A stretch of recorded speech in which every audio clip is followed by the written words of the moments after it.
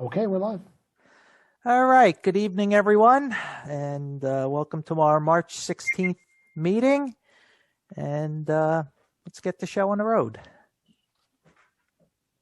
Okay, good evening, and welcome to the regular meeting of the Council of the City of Long Beach. All right. Tuesday, good March evening, 16th, everyone, 2021, and at 7 welcome p.m. to our March Roll call, 16th Councilmember Delory. meeting. Present. And Councilmember Mandel. Present. Councilmember Treston. Present. Vice President McGinnis. Present. President Bendo. Present. Let the record indicate the presence of City Manager Donna Gaden and Deputy Corporation Counsel Richard Barrios. We'll now have a salute to the flag. Councilman Delory, you have the flag behind you, so why don't you lead us? Yes, sir. Hands over heart. I pledge allegiance to the flag of the United States of America and to the republic for which it stands, one nation, under God, indivisible, with liberty and justice for all. Thank you, Mike. Thank you, everybody. Thanks, Mike. And I guess before we get the city manager's report, I guess we have a not so great anniversary about now. So Councilwoman Treston was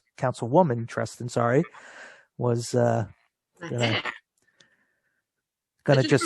I just wanted to thank you, President Bendo.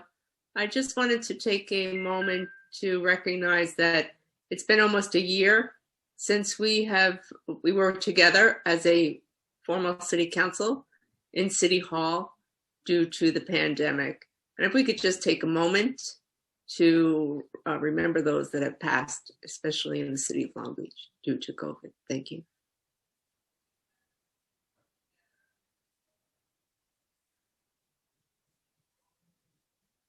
Thank you. Okay.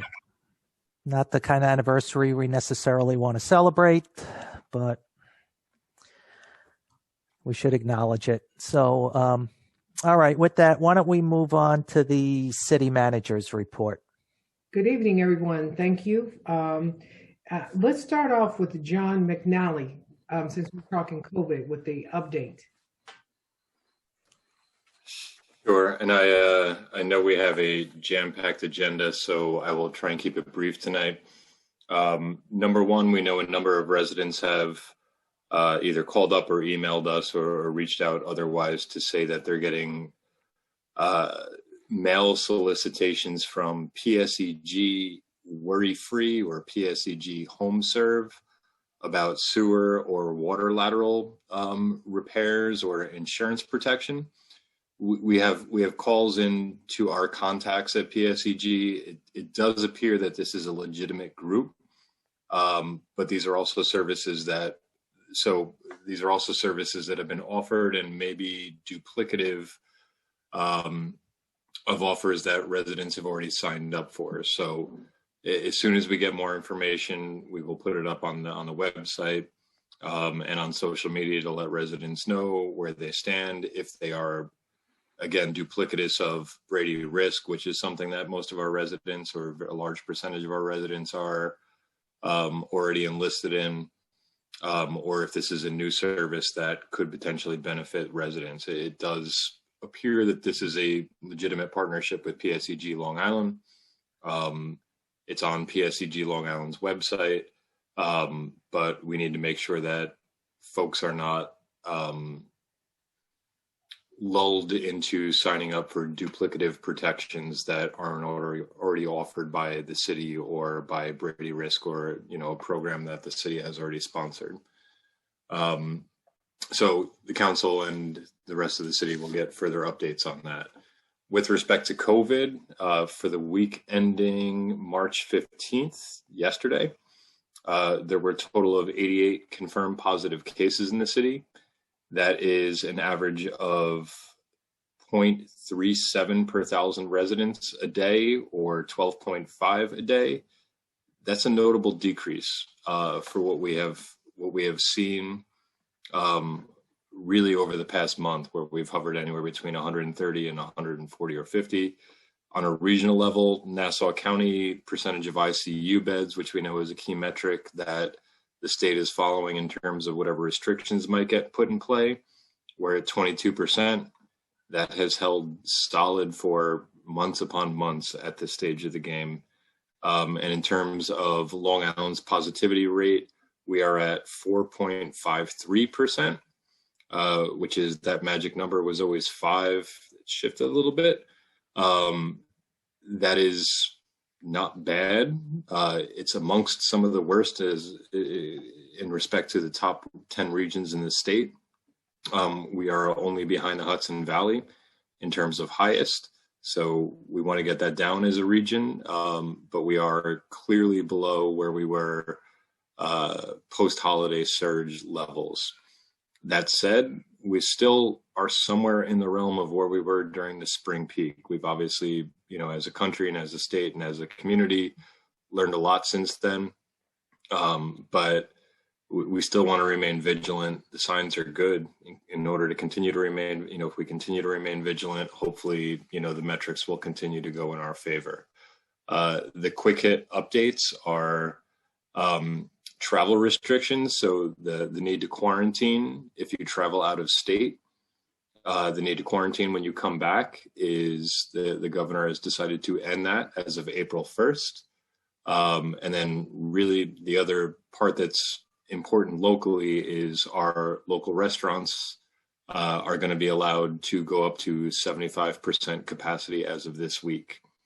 In terms of vaccinations, Walgreens on Long Beach Boulevard has had a limited number of appointments available for residents that are eligible for the last couple of weeks.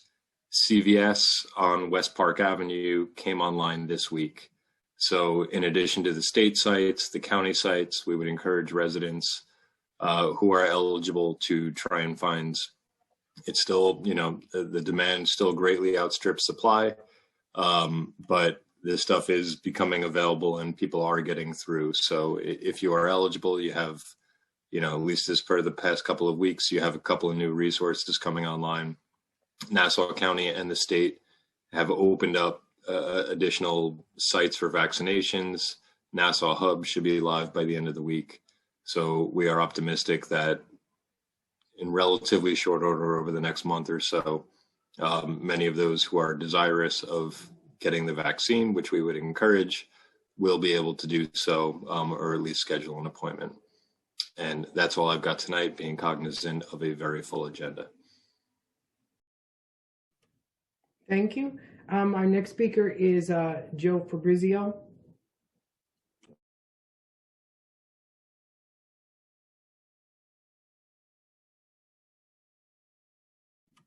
Go ahead, Joe.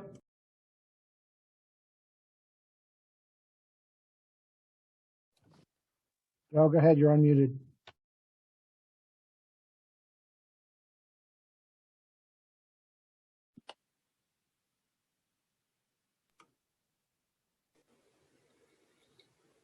Joe? Am I live? Yes, Yeah. you are. I apologize. Good evening, everyone. At the last council meeting, we had a request from a resident, I believe it was Roy Lester, who inquired about conducting a presentation on water quality, which I thought was a great idea. So the city manager asked me to inquire as to how we can make that happen. So based on the suggestion, we reached out to H2M, who's a very respected firm who handles a lot of our water-related issues. They're also the firm that prepares our annual water quality report. And we requested that they prepare and conduct a virtual meeting on water quality in the city of Long Beach. We thought it was a good idea that, we do submit this annual report to the public May 31st, 2021 of every single year. It has to be submitted to the public, but, I fear that based on the input from Roy, it may fall by the wayside. So I think what we are going to do is, as part of the water quality report, we're going to have a virtual meeting subsequent to the distribution of the May 31st, 2021 report. And we're going to have, and we'll answer all types of questions that are received from the public regarding the water quality in the city of Long Beach and anything that's contained in that report that is put out annually. And I think we should really make this an annual event, presuming it's going to be a success. But this is already in the works. I've authorized it as part of the authorization for the water quality report. So I think it was a great suggestion. Thank you to the city manager. Thank you to Roy for suggesting it. And I think we should do it sometime in June, if everybody's okay with that. Thank you. Thank you very much, Joe. Next is Ina.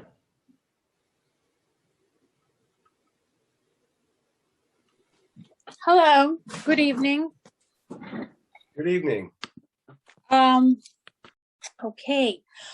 So there are a couple of things that I will be talking about tonight. This is February, probably the most intense time in my department.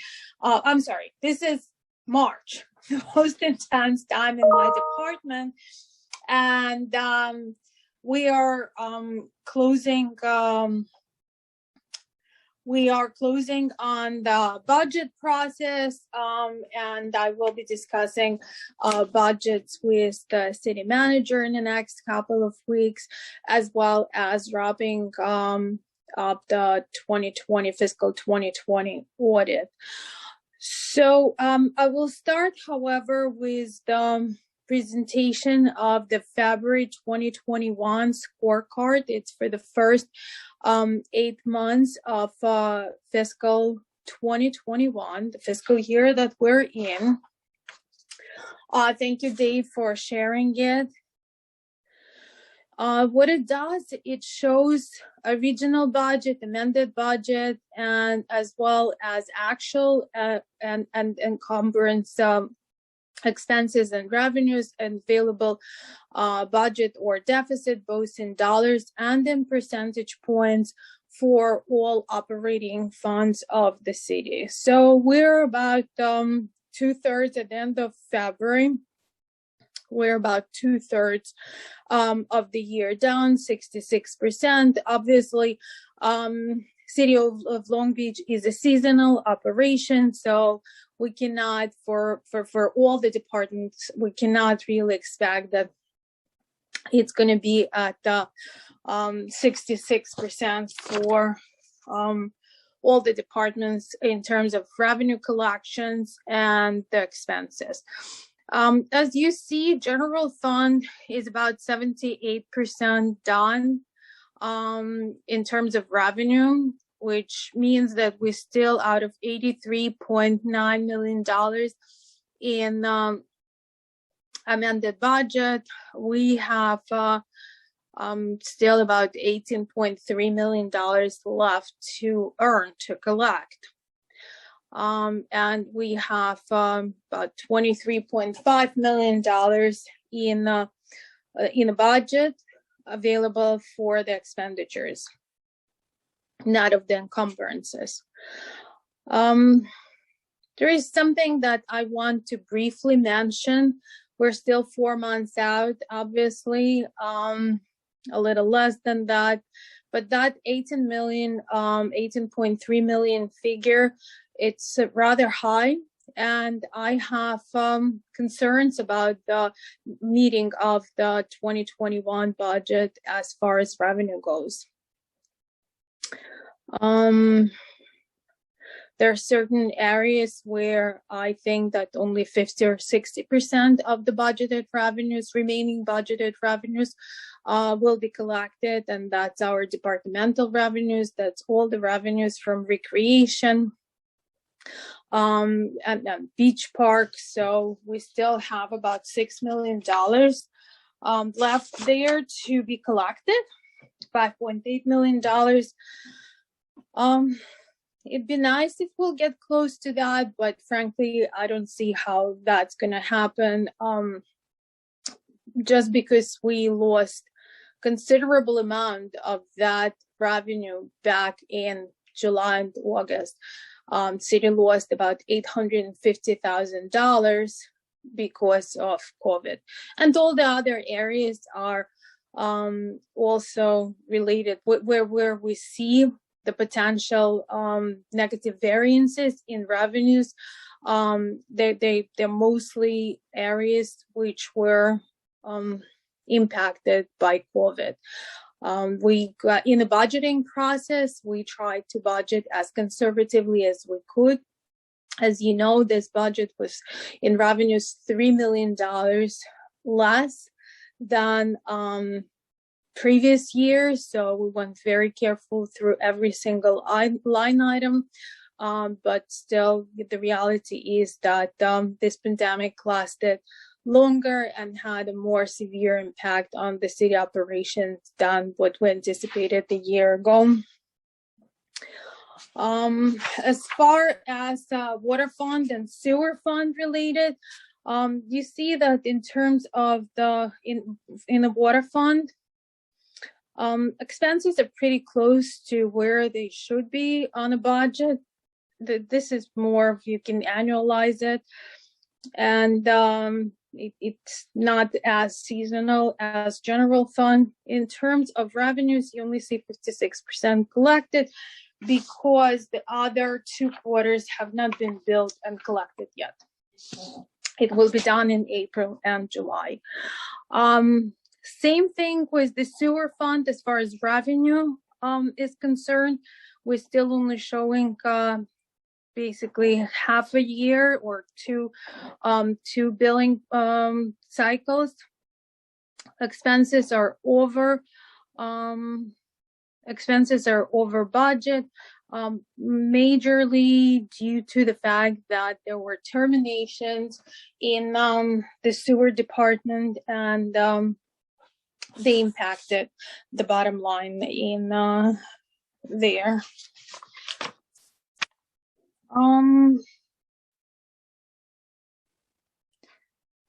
So when you say terminations, you mean that there were payouts? People. Oh, I'm sorry. Yeah, there were terminated. Yeah, I'm sorry. I'm using the what we're using in terms of that's the name of the account. So yes, they're the payouts that occurred after budget was prepared, and they happen to be higher than what was originally budgeted by about, as of now, it's a deficit of about $177,000 there. We only budgeted about $100,000, well, exactly $100,000, and to date, we already paid out $278,000. So that's as far as the scorecard is concerned. It looks like we are on the right track, all things considered, and considering COVID. The city did tremendous job at trying to minimize the spending. We still have weekly meetings of the Essential Spending Committee, and no invoice or no purchase order too small or too large it is disregarded. So everything in a general fund goes through the committee, and we send some things back. And also, I think that it has a great impact. People are really looking into city employees are really looking into their spending patterns. I'm going to take a few minutes also to talk about the results of operation of fiscal year 2020. As I mentioned, the audited financial statements will be available in a few weeks. They'll be posted on the website, and I'm sure that I'll be doing a presentation, a more in-depth presentation at that time. We finished the general fund, the preliminary draft, and it hasn't been audited. The audit hasn't been issued, but it looks like our total fund balance in the general fund will be about $2 million, a little over $2 million. That's an increase of $285,000 that we had at the beginning of the year. So during fiscal 2020, we had added to the fund balance in the general fund, in other operating funds, which is the water fund, and sewer fund. We started this fiscal year 2020 with the deficit in a sewer fund of about $81 million. And we've added to that fund balance $205,000. We had started the water fund with $920,000, almost $921,000 in a fund balance, and we are adding to it about $103,000. As I said, I'll be going through those numbers in probably during our April meetings, and we'll talk more in detail about those. It's important to mention, though, that while it sounds and it's definitely great that the fund balances are getting more healthy, it very much matters what contributes to that, right? So did we decrease our expenses? Were we able to find additional revenue sources? How was that created? So it's for 2020, we actually, a lot of that increase actually came from the financing sources. By financing sources, I mean, it's when short-term debt is converted to long-term debt, it's recognized as the other financing source on our financial statements. And while it looks good, I don't want anyone to think that the city is really flush with cash. And I think that's my short presentation. I'll be happy to answer any questions that you have. So, Ina, I want to say first, it was 81,000, correct? Not 81 million? Right. Did I say million in the water you fund? did. Yeah. Yes, it was, of course, It's 1,000. I'm sorry. Wishful Also- thinking. Yeah. So also, I just want to make a point. We are concerned about the revenues coming in, but on her scorecard, it's important that everybody notice that we were 5.5 million ahead. We have spent less in expenditures. So we are concerned, but with the spending committees, we are definitely watching how we're spending money. The one thing I want to say is that I appreciate Ina and all the hard work her and her staff have done. We went into it when I got here being very challenged, and now we see that right now we're headed in the right direction as far as the day-to-day operations. We're not talking long-term, what we have to pay out with payouts and things like that. Ina, the one thing you didn't talk about was what we discussed about the 3.6 million that we are supposed to get and how we are thinking about spending that money. Yeah. So that $3.6 million, $3.6 million. I think that it's pretty reasonable to estimate this amount at this point. We are working on a budget for fiscal year 2022, and while we are thinking of using this stimulus money to pay down our deficiency note that we had to borrow last May to pay to meet city's obligations, and that was borrowed due to the deficit in revenues because of COVID. So hopefully, depending on the results of operation of 2021, we are planning to set these funds aside to pay down this note. If we will not be able to do the set aside of these funds, this will have to be raised as a revenue in fiscal 2022. So that's a So, huge Ina, impact. Can you please start from the beginning, because with the 3.6 million, because Donna mentioned the figure but didn't mention what it was What's the source? of the Sure. 3.6 million. Stimulus money. She said it was stimulus. Yeah, it's the American Recovery Act that was recently passed by the federal government. Right. Right. I just want to make sure that was clear. That's what Long Beach is getting, and it will be in this fiscal year or next fiscal year again. This fiscal year.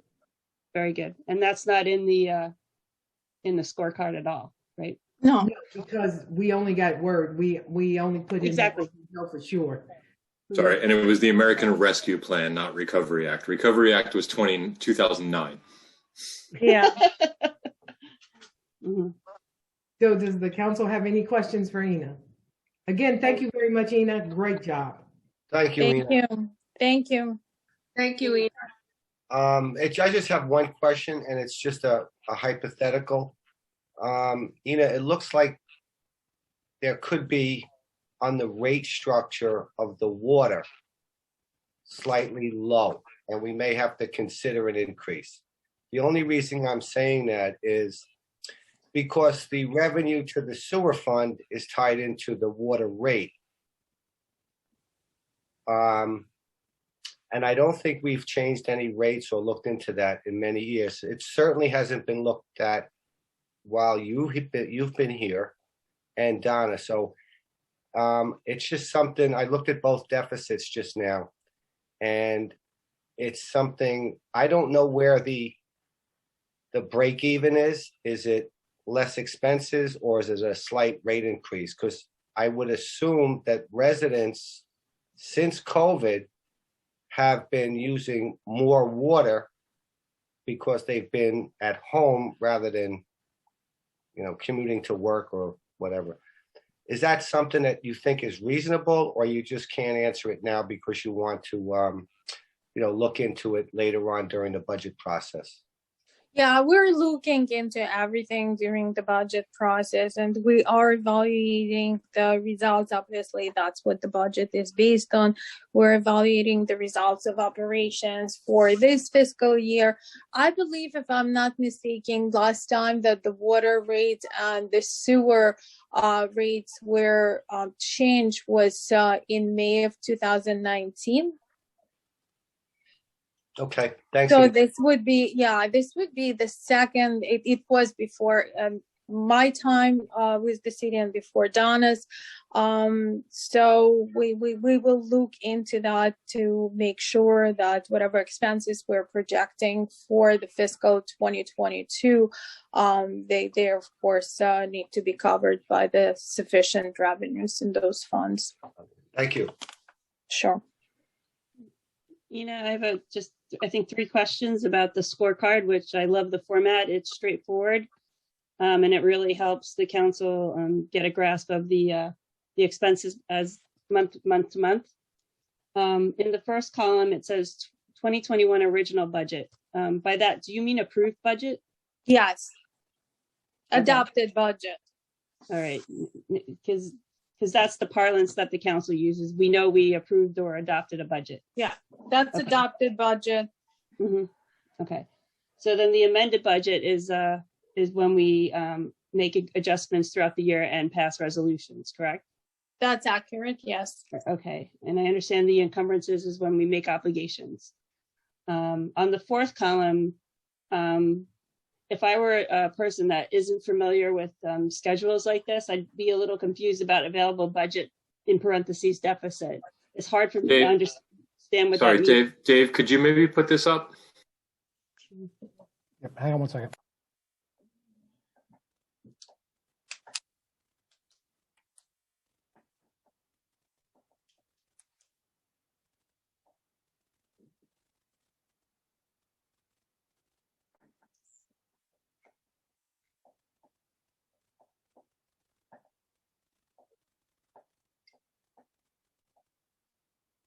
Hello? Yeah, hang on one second. I'm just having a problem. Sure. It's not letting me share the screen. Sorry, if there's a technical glitch, move on. I just thought it'd be helpful.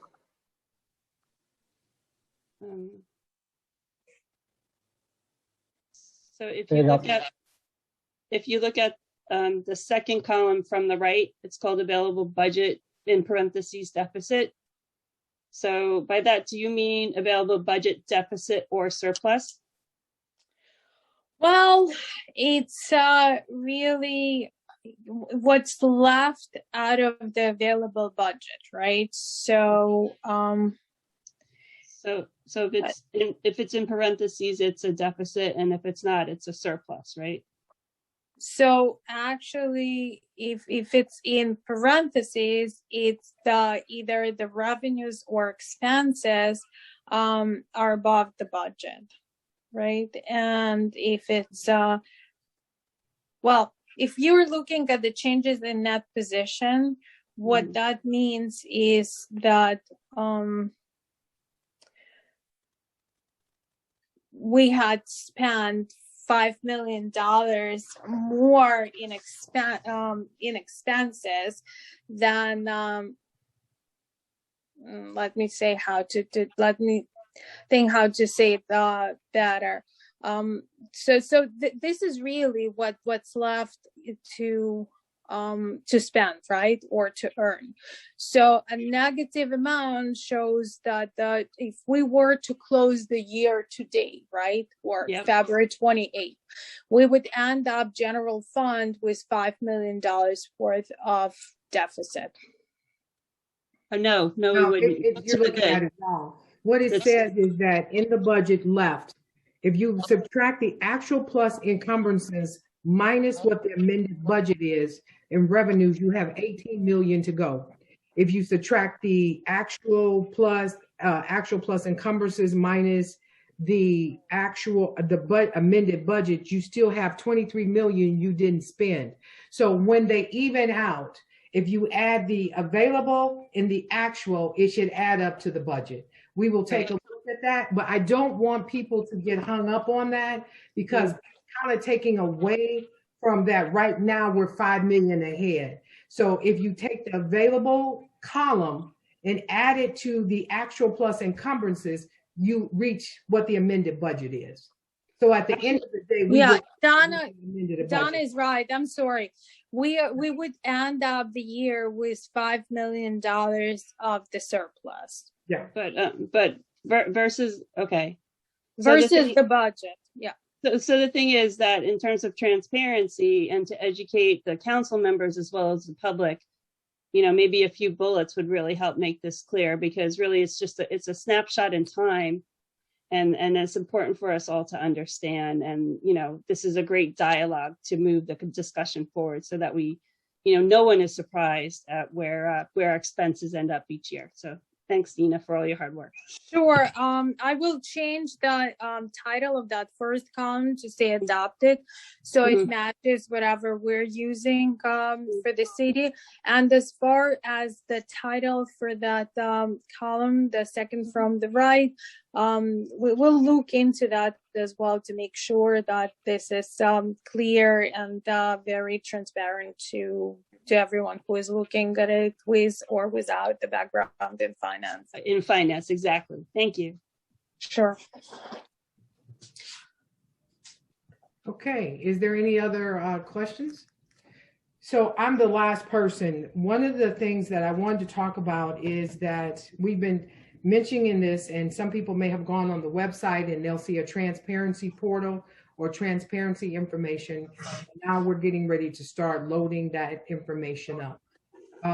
In the transparency portal, it will have executed contracts. We're starting to load the contracts. So for all of those that have been curious on what my contract said, by the end of the week, it will be sitting up there minus my personal information. And then we will be loading for the next month all other contracts. We also will have a link. It will say financial information. It will have the link that will take you back to where the budgets are on the website, where the financials are on the website. The capital projects or capital plan budgets will be on the website. All the civil service job descriptions will be on the website. All of the collective bargaining agreements will be on the website. From all the ones that we have, the current arbitration award will be on the website. After tonight's memorandum of agreement is settled, or is approved for the fire department, it too will be on the website. And any other information that we get a lot of foils for in the transparency portal, that is what is put on the website, so that people don't have to send foils. They can go on there and pull it up themselves. So that will be moving forward. We worked on a little bit of it today. We have been planning to do a lot of it in the past, in the last few months, but we've gotten bogged down with other things. So I just want people to know now that you can get your information directly from the city on what you want to know. And especially, like I said, my contract, which is nothing to hide. And the people that said that the city were going to offer me over $200,000 in a car and pay my rent, I need you to negotiate for me for all my future jobs. The other thing that is really the talk of the town these days is that I posted 3 jobs on the website. And that is the corporation counsel, which is a vacant position right now, a deputy city manager, and an HR director. These jobs will be filled for the people to start in the new budget year. The jobs will be budgeted for. So where people are thinking, oh, how are we bringing in people, and how are we bringing in people and we're broke, and how are we doing these jobs will be, well, corporation counsel is already budgeted for. Deputy city manager will be budgeted for. So will the human resource director's position. So I don't want people to think that we're adding dollars to the budget. As Ina has said, and you saw on the scorecard, that currently we're about $5.5 million ahead, but we still have some concerns. And even though last year, in 2019, the general fund balance ended at $285,000. So we're moving in the right direction, because in June 30th of 2020, it is now $2 million. And we're not trying to take any money and spend it on things just because we have fund balance. We are starting to get a fund balance. We only want to spend money on what's budgeted for. I think that's it for me, because I know Council Member or President Bendo wanted to make a few comments. So if you have anything questions about the transparency portal, please don't hesitate to contact me. And it will take us a couple of weeks to really start getting things up there, but several of the contracts will be up there by the end of the week.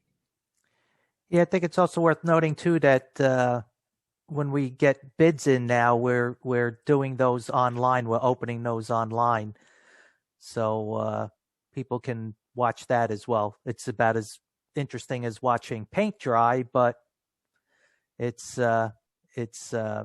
making the process really transparent. Yeah, I just wanted to say something too about the deputy city manager position. That is a move we're making. We're starting our planning for the time when, we all know Donna is here to help get the city turned around, but this is not, unfortunately, a place where she's looking to make a long-term career.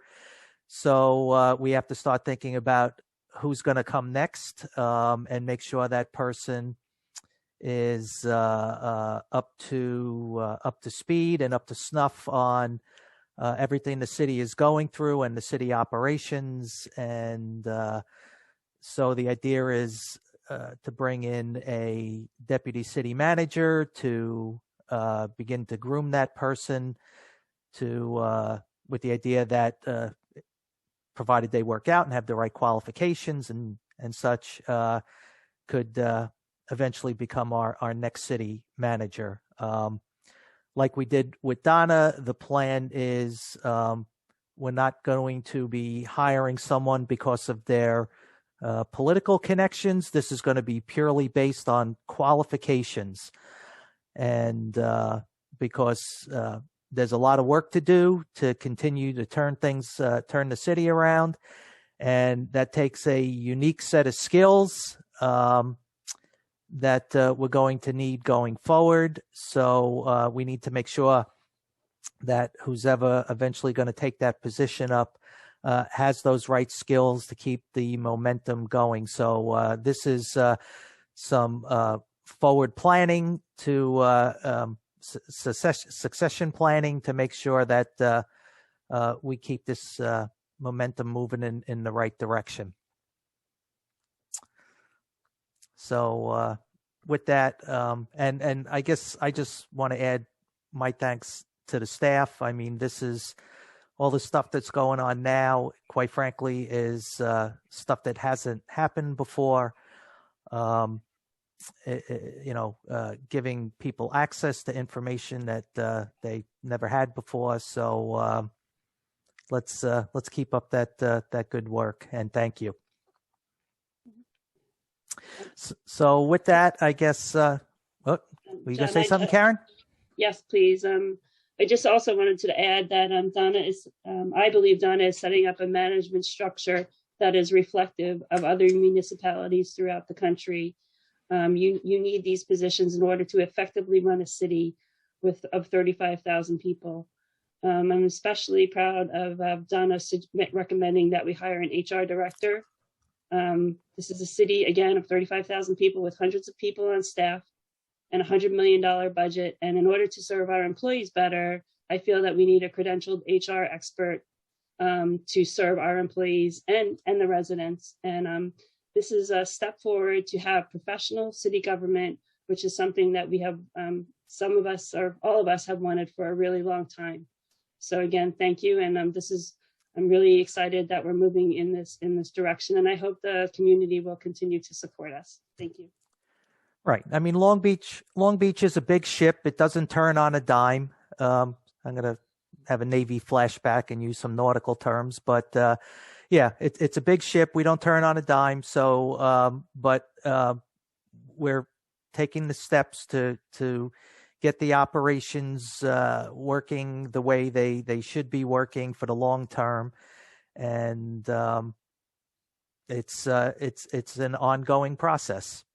So, unless anyone else has anything, I guess we'll. Liz, was that a hand gesture? Like yes? No, it was not. But thank you for recognizing me. Okay. All right, then let's move on to the agenda. Okay, we're on to the regular calendar. First item is approval of minutes from prior meetings, January 5th and January 19th, 2021. Do I have a motion to approve? I will. Second? I will. Voting, Councilmember Delury, Yes. Councilmember Mandel, Yes. Councilmember Treston, Yes. Vice President McGinnis, Yes. President Bendo. Yes. Item 2 is a resolution authorizing the city manager to execute a modification agreement for the flood protection for major critical infrastructure project for the city of Long Beach. I'm going to assume that's Mr. Fabrizio. Yes. Yes, good evening again, everybody. You're going to hear a lot from me tonight. Okay, we have quite a few items on the agenda. Yes. I'm sorry to interrupt. This is Liz. Can you just try and fix your mic a bit? That any better? Any better? Yes, a little bit. Thank you. Sorry. Okay, so I'm going to give you a quick overview of the North Shore Critical Infrastructure Protection Project. In 2014, we put in a grant application for the North Shore Critical Infrastructure Protection Project. We were fortunate to be awarded $20,060,327 for the project. 5 years later, though, after a rigorous permitting and design process, we put the project out to bid in September 20th, 2019. At the time, the sole bidder was Pacifico/Bove Construction at $29,708,500 for the GC component of the project and $675,500 for the electrical component of the project, for a total of $30,384,000. So basically, the project came in almost $10 million over budget. At that point in time, we really thought that the project was dead in the water, but we made a desperate attempt for the additional funds, and through a lot of hard work, we received an additional $13,500,068 for the project. So we now have $33,560,395 for this project. I'm going to give you a very quick summary of the project. The North Shore Critical Infrastructure Project, they're going to be installing 2,300 linear feet of cantilever steel bulkhead to stabilize the shoreline and prevent erosion and mitigate flooding. And that's going to be on the waterfront from Monroe Boulevard to the waterfront park. They're going to be putting in a stormwater pumping station at Riverside Boulevard. As most residents know, Riverside is a chronic flooding area, so this will address flooding in that area. They're going to be demolishing the existing abandoned gun range that's on Water Street. They're going to be paving Water Street. They're going to be replacing all of the underground utilities that parallel the waterfront that are basically falling into the water. They're going to be putting a deployable barrier at the Long Island Railroad where the train goes through. So the bottom line is this resolution authorizes the city manager to execute a modification to the existing agreement the city has with FEMA/Dishes to increase the project budget from $20,060,327 to $33,560,395. So it's a $13,568 increase. And this is 100% funded by the federal government. There's no match required. This is really a great project. I spoke to the general contractor this morning. They're ready to hit the ground running with it. So thank you. All right. Any questions from council? Mike? Joe, this is Mike Delory. Thank you.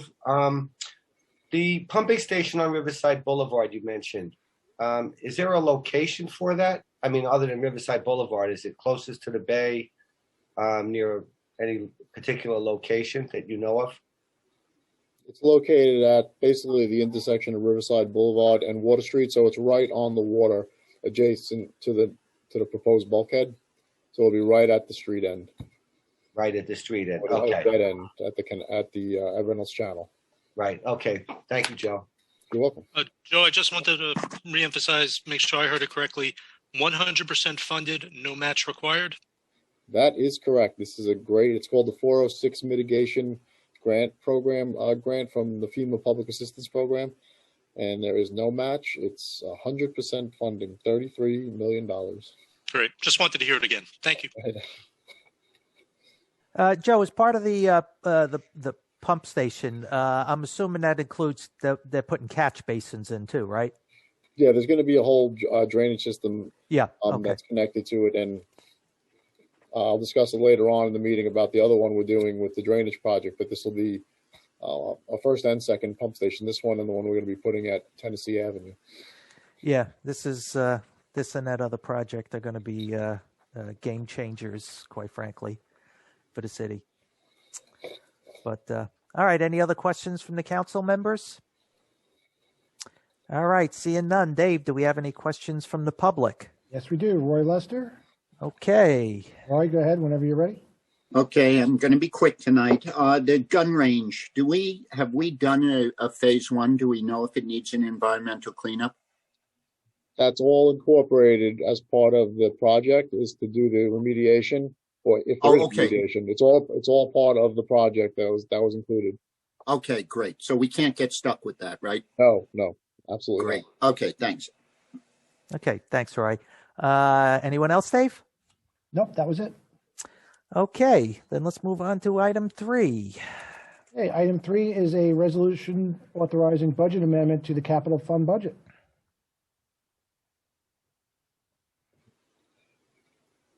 Am I unmuted? Good. Yes. Good evening again. This resolution is for the drainage improvements project. It's a GOSA drainage improvements project. It's essentially amending the 2020-21 capital budget to incorporate the additional $1,067,268 needed for the GOSA drainage improvements project. The funding is being derived from an existing bond that can only be utilized for Sandy-related projects. I think Ina could probably elaborate more on that if anybody has specific questions about that bond. For the entire drainage improvements project, the funding available at no cost to the city through the Governor's Office of Storm Recovery is $5,972,140.37. The funding that we need to construct the project in its entirety is $7,039,408.75. So essentially, for the city, in order for the city to move forward with the project, it's required to commit the difference between the two numbers, which is $1,067,268.38. Just so everyone's clear what the purpose of this additional $1 million that's being that we're amending the capital budget for. There's a construction component of that money, and there's a contingency component of that money. The construction component is the component that we will have to spend for the project, which is $427,322. And then there's a contingency component, which is only for unforeseen circumstances, but GOSTER is requiring us, the city, to keep that money available. That's not money we may not use. We don't have to use. So that's pretty much just a summary of the budget amendment. I'll have more details when we get to the budget, the resolution or awarding the contract. Okay. Any questions from the council members? All right, seeing none. Do we have any from the public? Yes, Roy Lester. Okay, welcome Go ahead, back. All right. I'm a little confused because on one hand, we say that the money's there with the serial bond that was not spent, but it's also in the budget in contingency funds and construction funds. Does that mean that the bond money was put into the construction category and the contingency category? There's the $5.9 million that's available through GOSTER. So GOSTER is requiring us to hold. No, I'm just talking about the 1.067.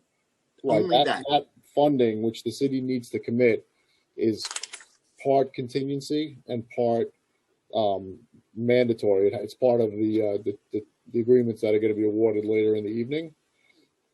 So I think Ina can answer that question for you. Right. I will try, Roy. So we have an authorization. I think that with that authorization, it should be referenced here. The city council had approved to issue bonds for the expenses that are necessary to incur due to the remediation of the impact of Sandy. And we still have over $7 million left on that authorization. So we haven't borrowed anything there yet. The city had, that's the fiscal strategy of the city. We try not to borrow and sit on the money borrowed and pay interest. And we try to manage our cash very precisely. So if and when we will need to borrow any portion of that $1.6 million, $1.07 million, we will get to that. But the project will start with the I believe, right, Joe, you can correct me if I'm wrong.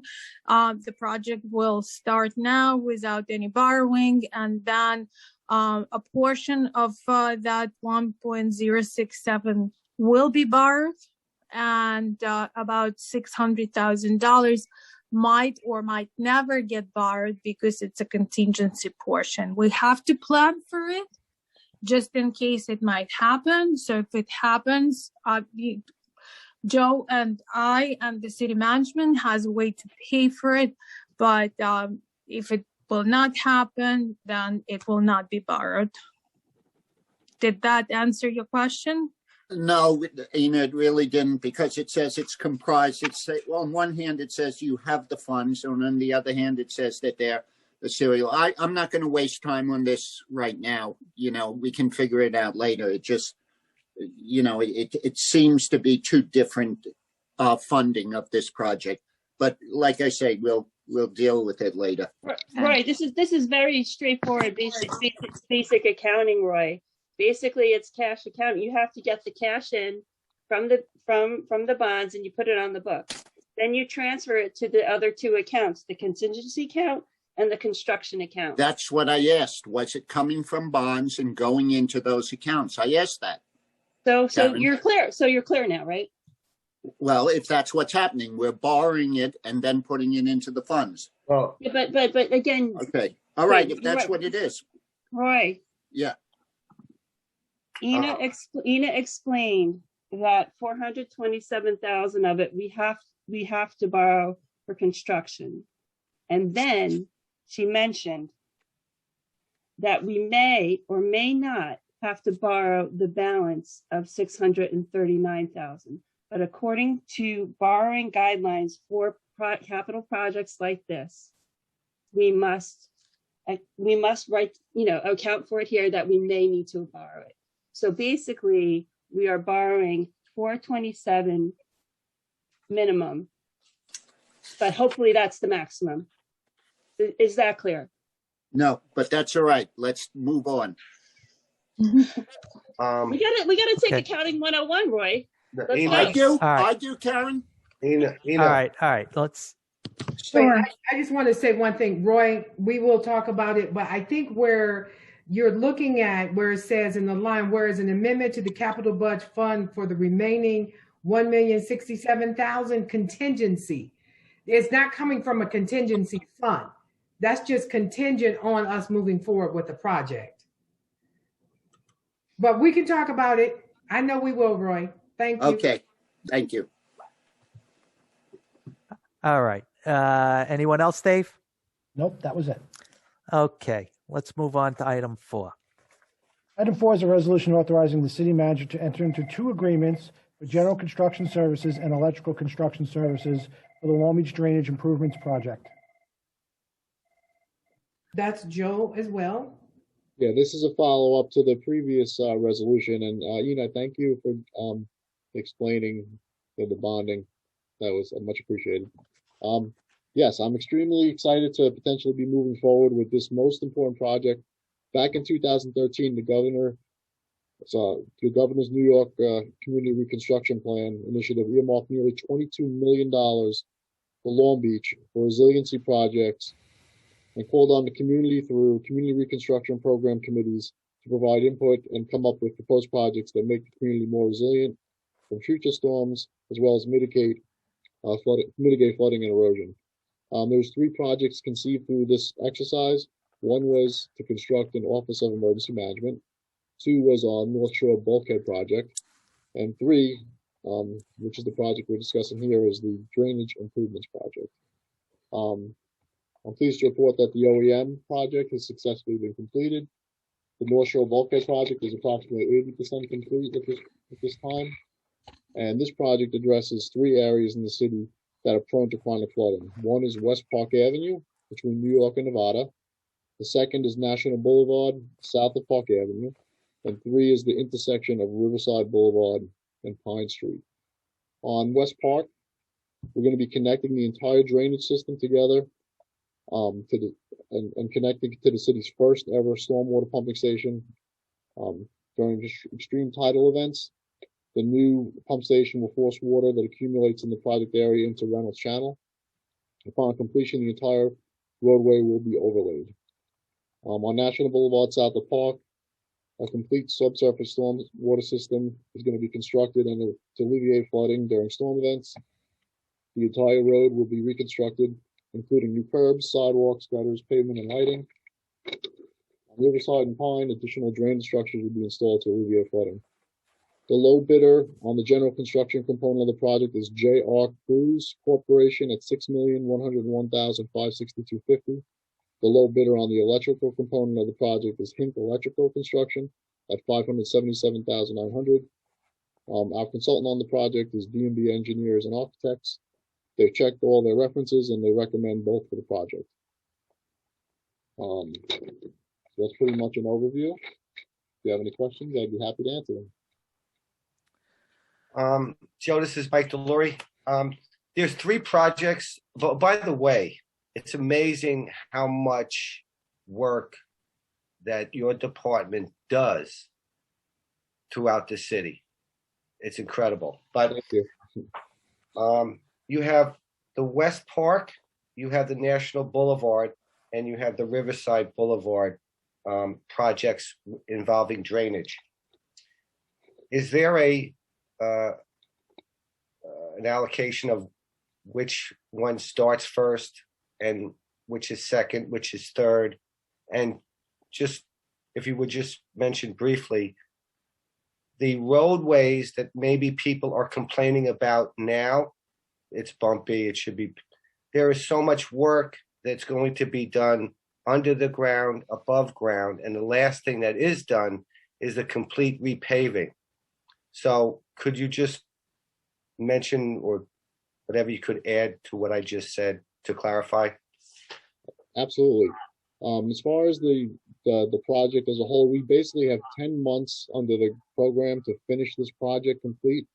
We have to have the money expended by February 2022. With most construction projects, especially the ones like on National, prior to repaving the road and replacing the curbs, we typically address the subsurface utilities such as the stormwater system or the potable water system or the sanitary sewer system, whatever happens to be part of the project. In this case, it's generally addressing the stormwater sewer system. From my perspective, and I've been doing this for a long time, by the end of this year, we are going to have Edwards Boulevard south of Park Avenue, that corridor that goes from the railroad to the beach, totally repaved. We're going to have National Boulevard south of Park Avenue done by the end of the year. Another corridor from the railroad down to the beachfront paved. We'll have Park Avenue done hopefully between New York and Nevada, which is another main corridor. So we really have a lot of. This is just a few of the projects that are on the table right now. Right. But so I hope that gives you comfort level. Thank you, Joe. It's a lot of work, a lot of projects. Thank you. Any other comments from the council members? Okay. Like I said, combined with the other project that we're doing too, this is hopefully going to address a lot of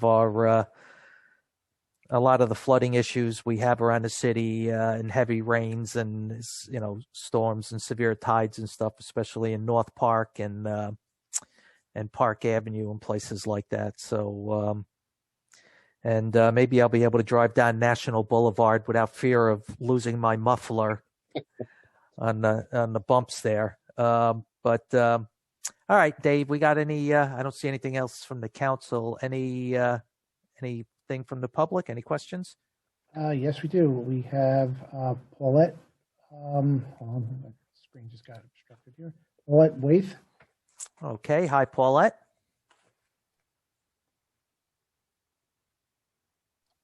Paulette, go ahead and unmute.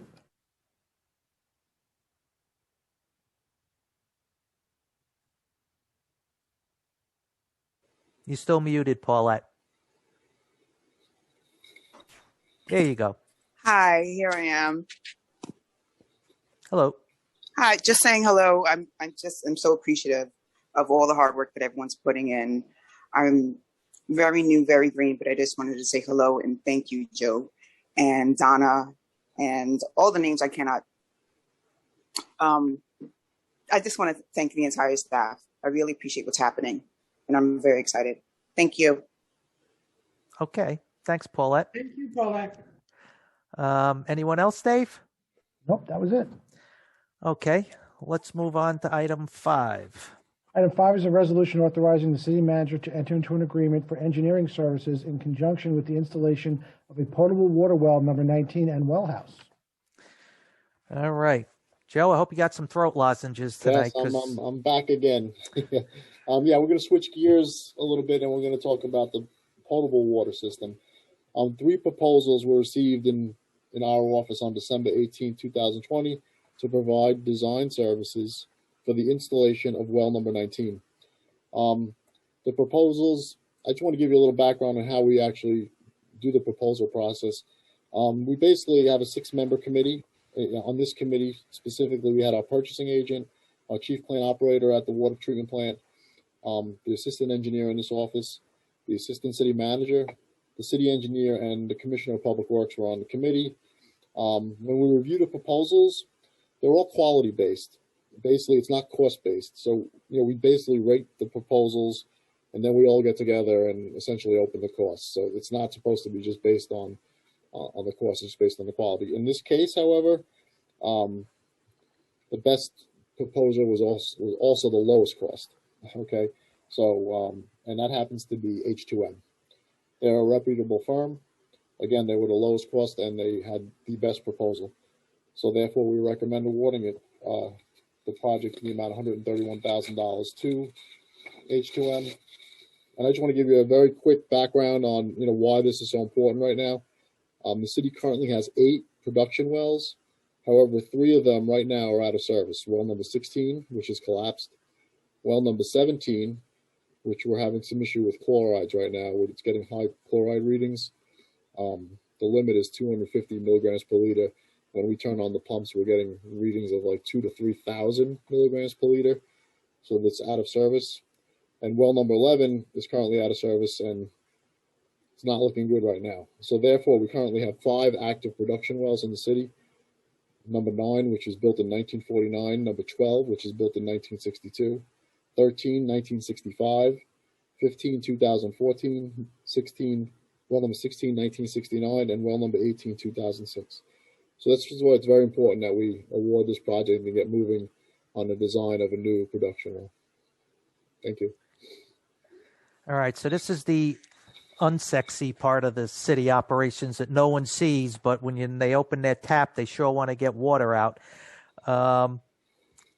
Just one thing, and this is more of an FYI, but just confirm this, Joe. We get our water from a different aquifer than most of Nassau County. We come from a much deeper aquifer than the rest of Nassau, right? We're coming from the Lloyd Aquifer, which is much further down, about 1,200 feet, right?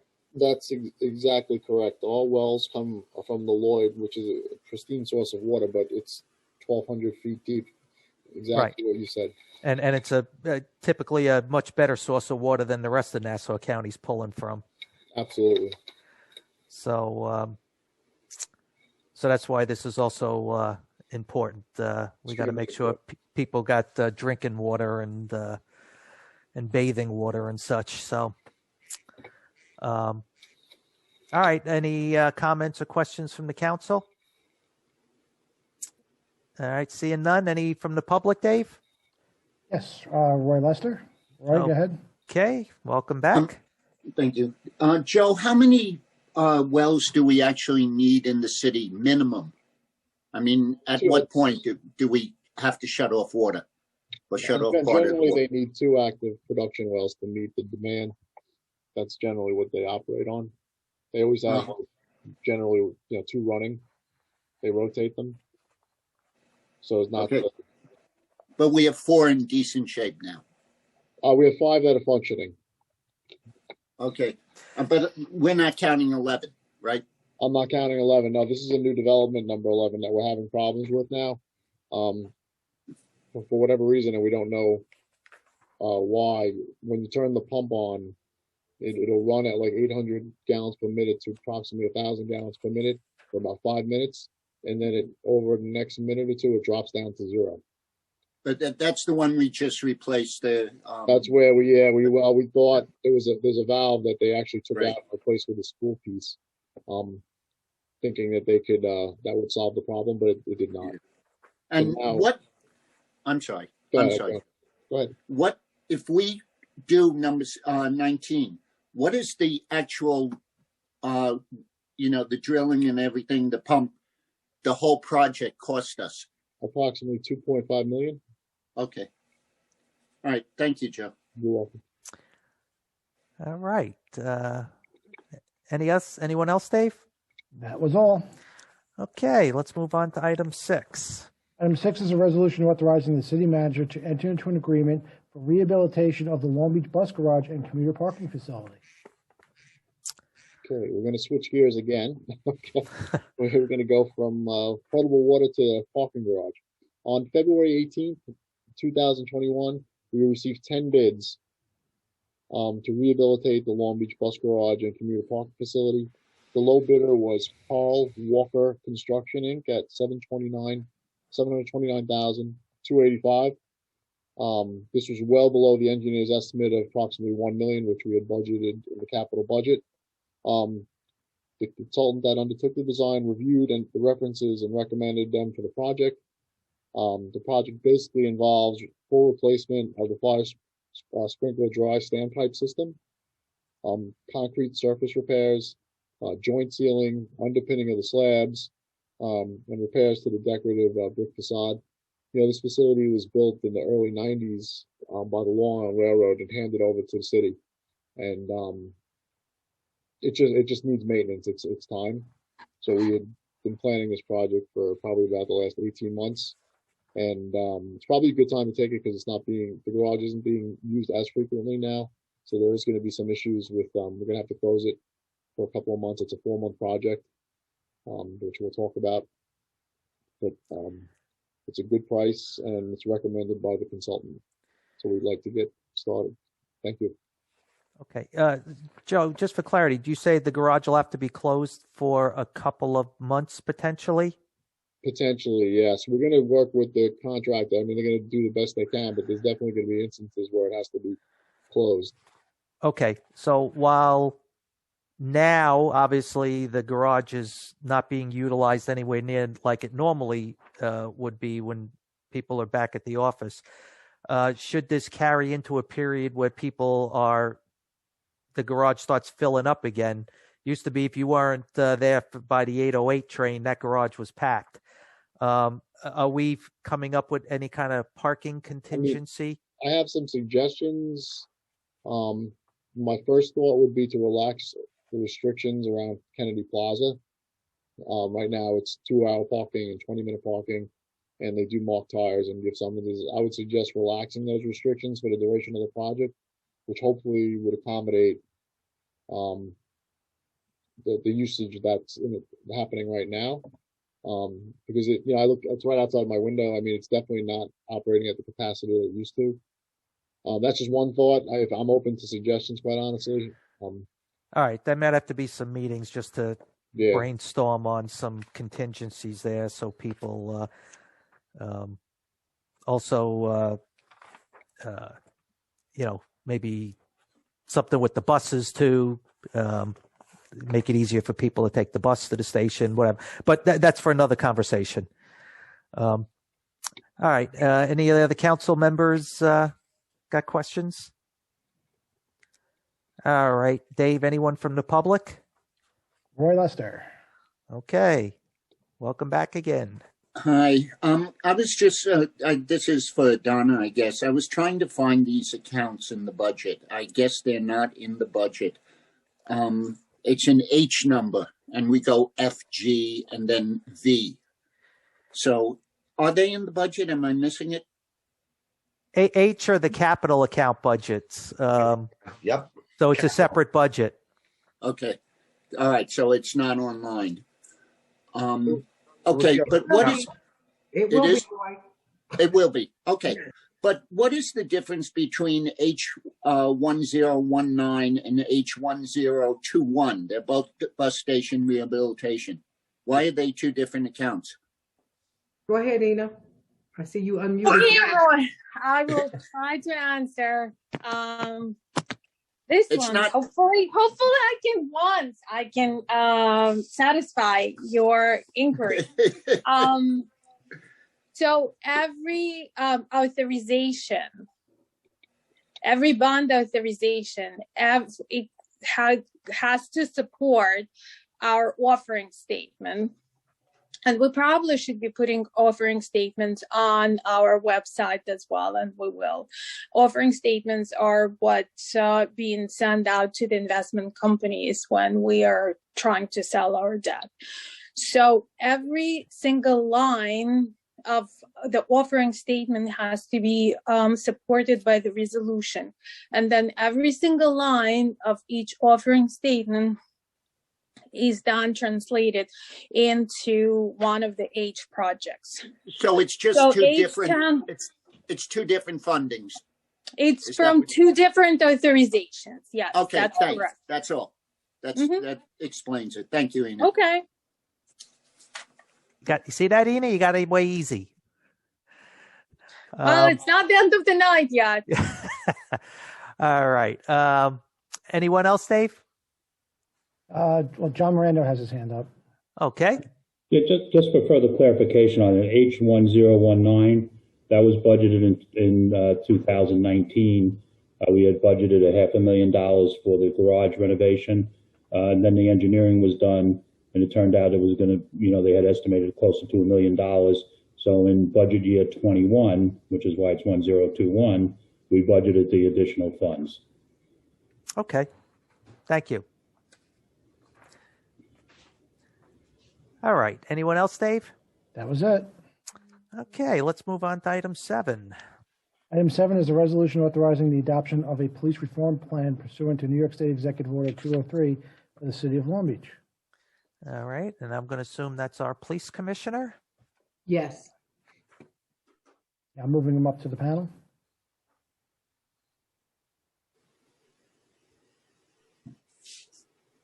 And there he is. Hello, everybody. How are you? Good evening.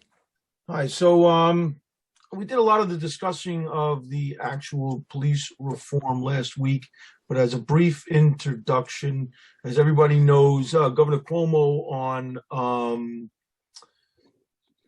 June 12th of 2020 passed what was called Executive Order 203, which required police departments to start to look at police reform across the state.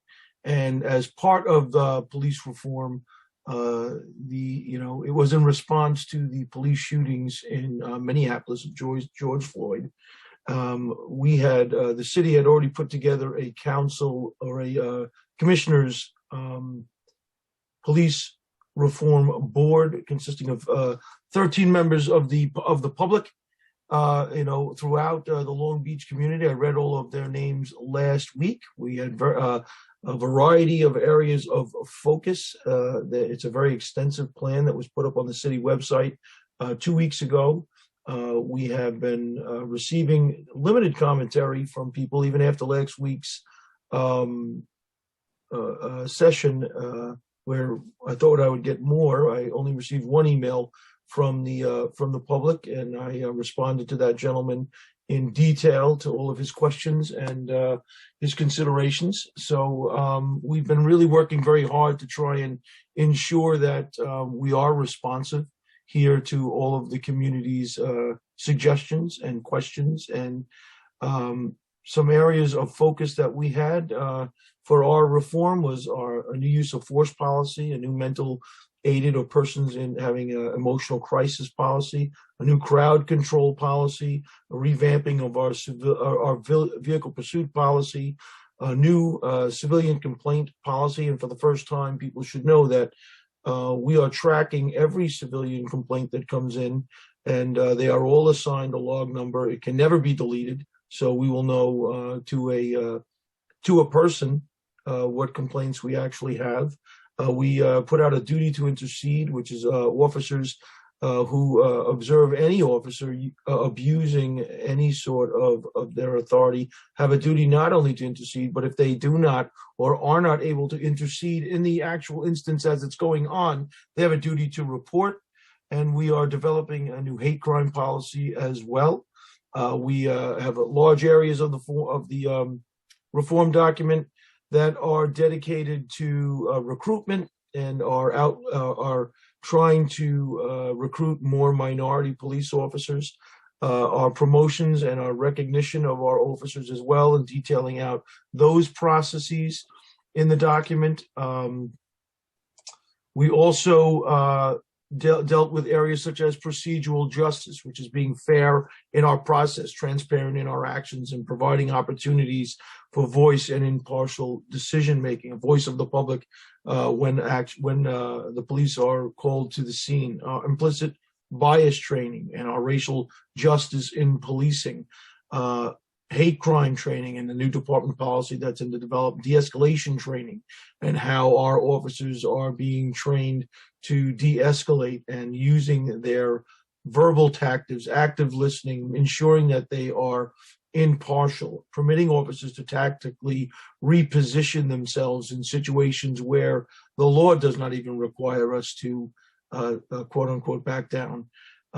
We are really dedicating a lot of this police reform into developing our community-oriented and problem-solving policing, as well as our hotspot policing. I've been attending a lot of meetings, Zoom meetings right now, but attending a lot of meetings in the city, the East End, school meetings, the West End Civic Association meetings, talking to the residents. And as issues are coming up or people are emailing their concerns, we are very quickly putting our officers and our resources into action to try and be responsive to those concerns. These are most of the things that we've covered. We will be establishing shortly a Commissioners Young Adult Council. We will also be formulating a Commissioners Community Council here. We're going to be working towards establishing a law enforcement exploring post here for our youth in the community. A lot of initiatives in the plan itself. I don't want to go through the entire plan here tonight. I really would like to open it up for any questions that the public may have or further clarifications. You're muted, John. Yep, just realized that. Okay, so are there any questions from any of the council members? All right, seeing none. Dave, any from the public? Not at this time. Not at this time. Okay. Oh, we had what? Kathleen O'Leary. Oh, okay. There she is. Hi, Kathleen. Okay, can you hear me? Yes, we can. Okay. Yep. I just want to say the Long Beach police are just fantastic. I mean, they have always been there in 2 seconds and de-escalating situations. I think these changes are only improvements on a very excellent department to begin with. And I believe that neither Suffolk County nor Nassau County has effectively put in a civilian complaint review board. So I think we're ahead of the game with both the counties. And, you know, I congratulate you with all the great efforts you're making. Thank you very much for your support. And we try, and the focus now is really to ensure that this department is focused on customer service for every single person who lives in this city. We want to make sure that you're getting the service that you really want out of your police department. Yep. All right. Anything else, Kathleen? No, thank you. All right. Thank you. Have a good night. You too. And it's also worth noting too that this is a living document. This isn't static. You know, once if this passes, it's reviewed regularly and updated as we learn lessons and conditions change. Yes. Just to comment on that, President Bendo, that was one of the things I wanted to make sure that everyone understood, and I thank you for reminding me of it. Nothing in this document, everything should be considered that we're going to do our best efforts to it, not only go through it and do it, but if the public or if the community comes up with something that, hey, you know, this isn't really working the way we designed it or the way we wanted it, what about we try X, Y, or Z? We'll take that back and we'll work it, and we'll see if we can actually incorporate into that, into not only the plan, but more importantly, what our results are, what we're actually doing. Because the level of responsiveness that we have with our public and building the relationships and building resiliency in our relationships, I really, really want the public that feel disenfranchised or feel as if the police department hasn't been responsive to them, to gain that feeling of trust with us and to know that we're here for them. And whether there have been mistakes made in the past, I'm not living life in the rearview mirror. We're moving forward in a positive way. And if we make a mistake now, trust me, we will own it. We will let you know about it, and we will move forward to correct it. So thank you. Okay, thank you. Are there any questions again from the council? Okay, and I'm going to one last time on the public, Dave. Anyone else? Roy Lester. Okay, welcome back. Hello. Ron, just on there was a question the other day about the cost of the body cams. And, you know, Newsday did the whole thing, and I was looking into it. And can you just explain a little? Because it seems body cams are cheap, but running them is like super expensive. Can you just go through that for a second? And by the way, I love the way the bed cover matches the curtains. I wish my room looked that nice. Go ahead. So anyway, yes, I came home tonight for the meeting.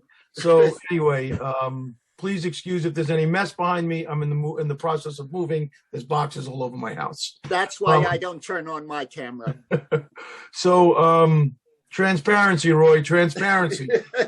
So body cameras, it's a rather complex thing. You can try to simplify it if you want, but there's no real simple way to talk about it. You know, if you try to encapsulate the cost for the city, the camera itself is not the expense. It's the storage of the data and then figuring out how many people we're going to need to manage this.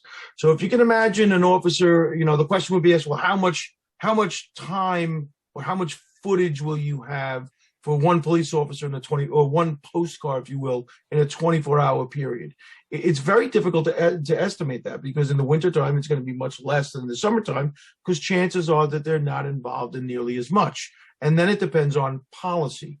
So I don't really think, I wouldn't pass a policy where my officers sitting in their patrol car, driving around or on break, they have to have their camera on, because that's sort of what they're doing in their time. I would like to see a policy, if you're on an assignment, if you're interacting with the public, things of that nature, then you turn your camera on, because anything can happen at any moment.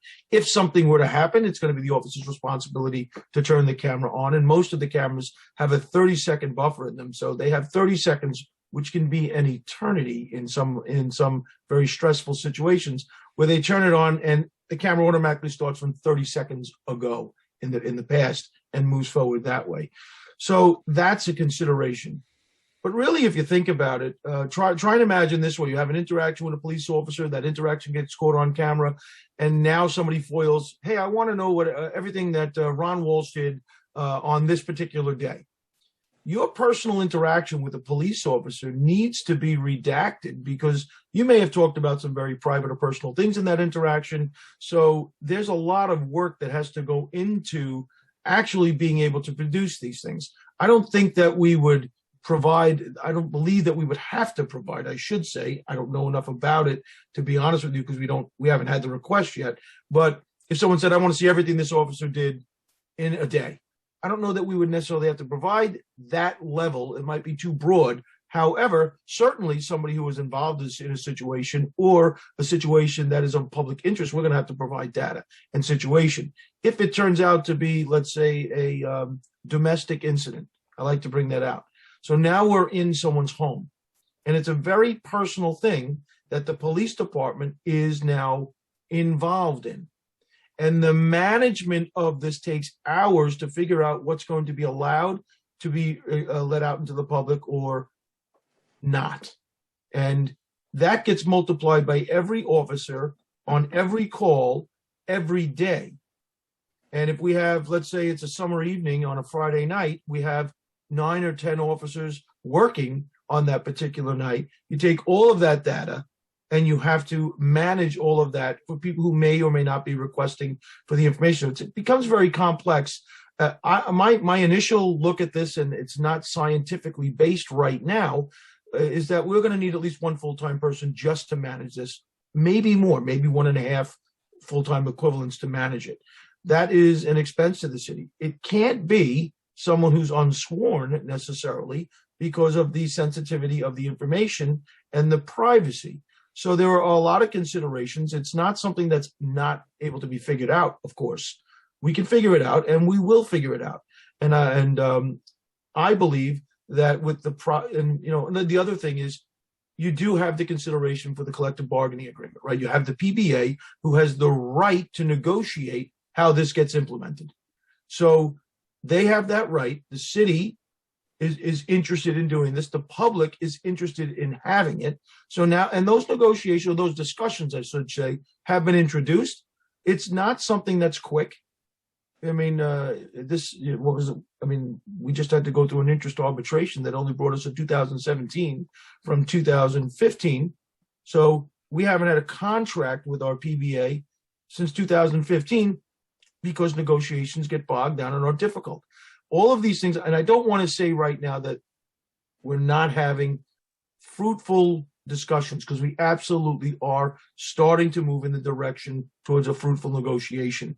And the PBA, in my opinion, has been very cooperative at this point, as has the Commanding Officers Association. And I hold out good hope that all of these issues can get worked out.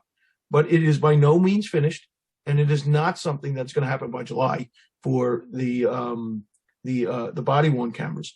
I have already had discussions with vendors about it, but to really put your hand around a cost, I mean, if we have if we have 8 or 10 instances or incidents that are long duration, for instance, if we had a Sandy, and now we want to videotape everything about Sandy, and you're doing that for months at a time, the expense for that video would be tremendous on the city long term, because it's not terabytes, it's dozens of terabytes in a week, because it's 24 hours a day, 7 days a week of video for everyone who's out on patrol working. So yeah, as much as I am interested, I want to make sure that the people understand that it takes time, it takes effort, and we're going to keep continuing to work on it until we figure it out.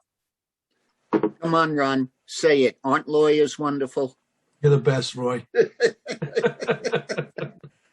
Thank you. You're welcome. All right. Anyone else, Dave? Nope, that was all. Okay, so let's move on to item 8. Okay, item 8 is a resolution authorizing the city manager to enter into a contract with the Lawrence Cedarhurst Fire Department for the performance of fire alarm dispatching services. All right, I'm going to guess that's Fire Commissioner Miranda. Yes, and Rich Burials. Okay, I guess I'll start. Our fire dispatch office, in addition to dispatching for Long Beach, dispatches for 4 other fire departments. We have contracts for dispatching services with each one of them. In addition, we are the backup for the Oceanside, Rockville Center, and Freeport fire departments. And just in the reverse, Oceanside Dispatch Center is our backup. So our contract with Lawrence Cedarhurst expired. We've negotiated a new 5-year contract with them. I have to thank Rich Barrios and Scott Kemmons, the former commissioner who worked on this. This is a 5-year contract starting January 1, 2021 to December. Will be $19,024 that they pay to us, and will stay the same for 2022. And then from 23 to 25, we'll increase 1% each year. We dispatch about 1,400 calls a year for Lawrence Cedarhurst, and it really doesn't cost us any more to do this. We have all the equipment, and it's the same dispatchers that we use, so we're not bringing anybody additional in. That's really my portion of it. Thanks. And you got anything, Rich, or did John cover it all? I think you hit all the highlights. The grand total for the entire life of the contract is $96,322. Okay. And I'm sorry. And this has already been approved by Lawrence Cedarhurst's board. All right. Any questions from the council members?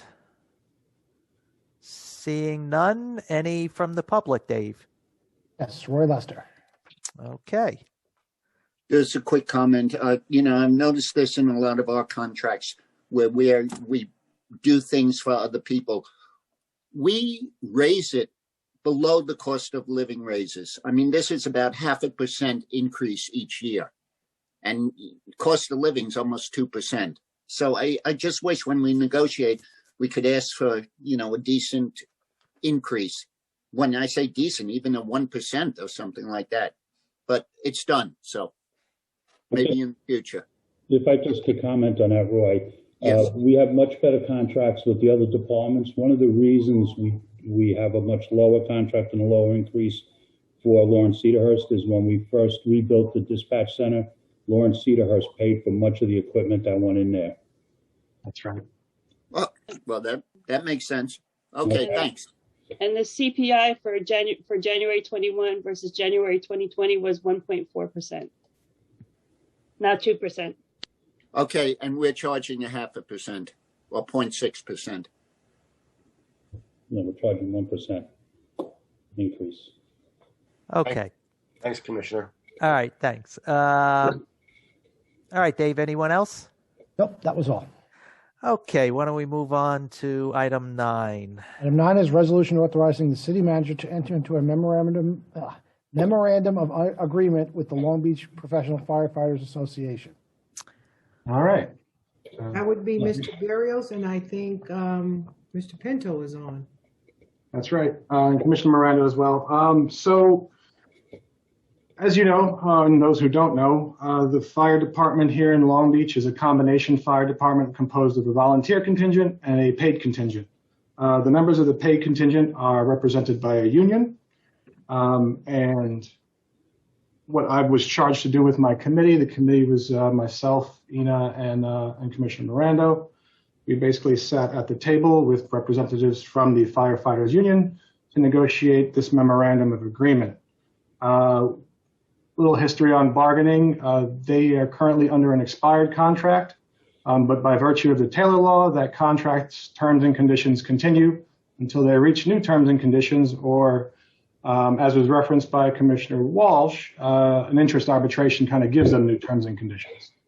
So proposals were initially exchanged, I guess, generally back in October. There was some back and forth there, but as for this particular memorandum of agreement, we tried to limit it to new hires, partially because it's a crucial first step in kind of figuring out the big picture. Another reason being that some of the recent retirees in the department, we lost about four firefighters over the course of the last 2 years, at least 4, I believe. So we sat down, rolled up our sleeves, got to the table, and came up with this MOA. And not to belabor it, I will put something up on the screen, so maybe it'll be of use to you folks. But I'll start to go through it in a moment. So some of the basic highlights are this.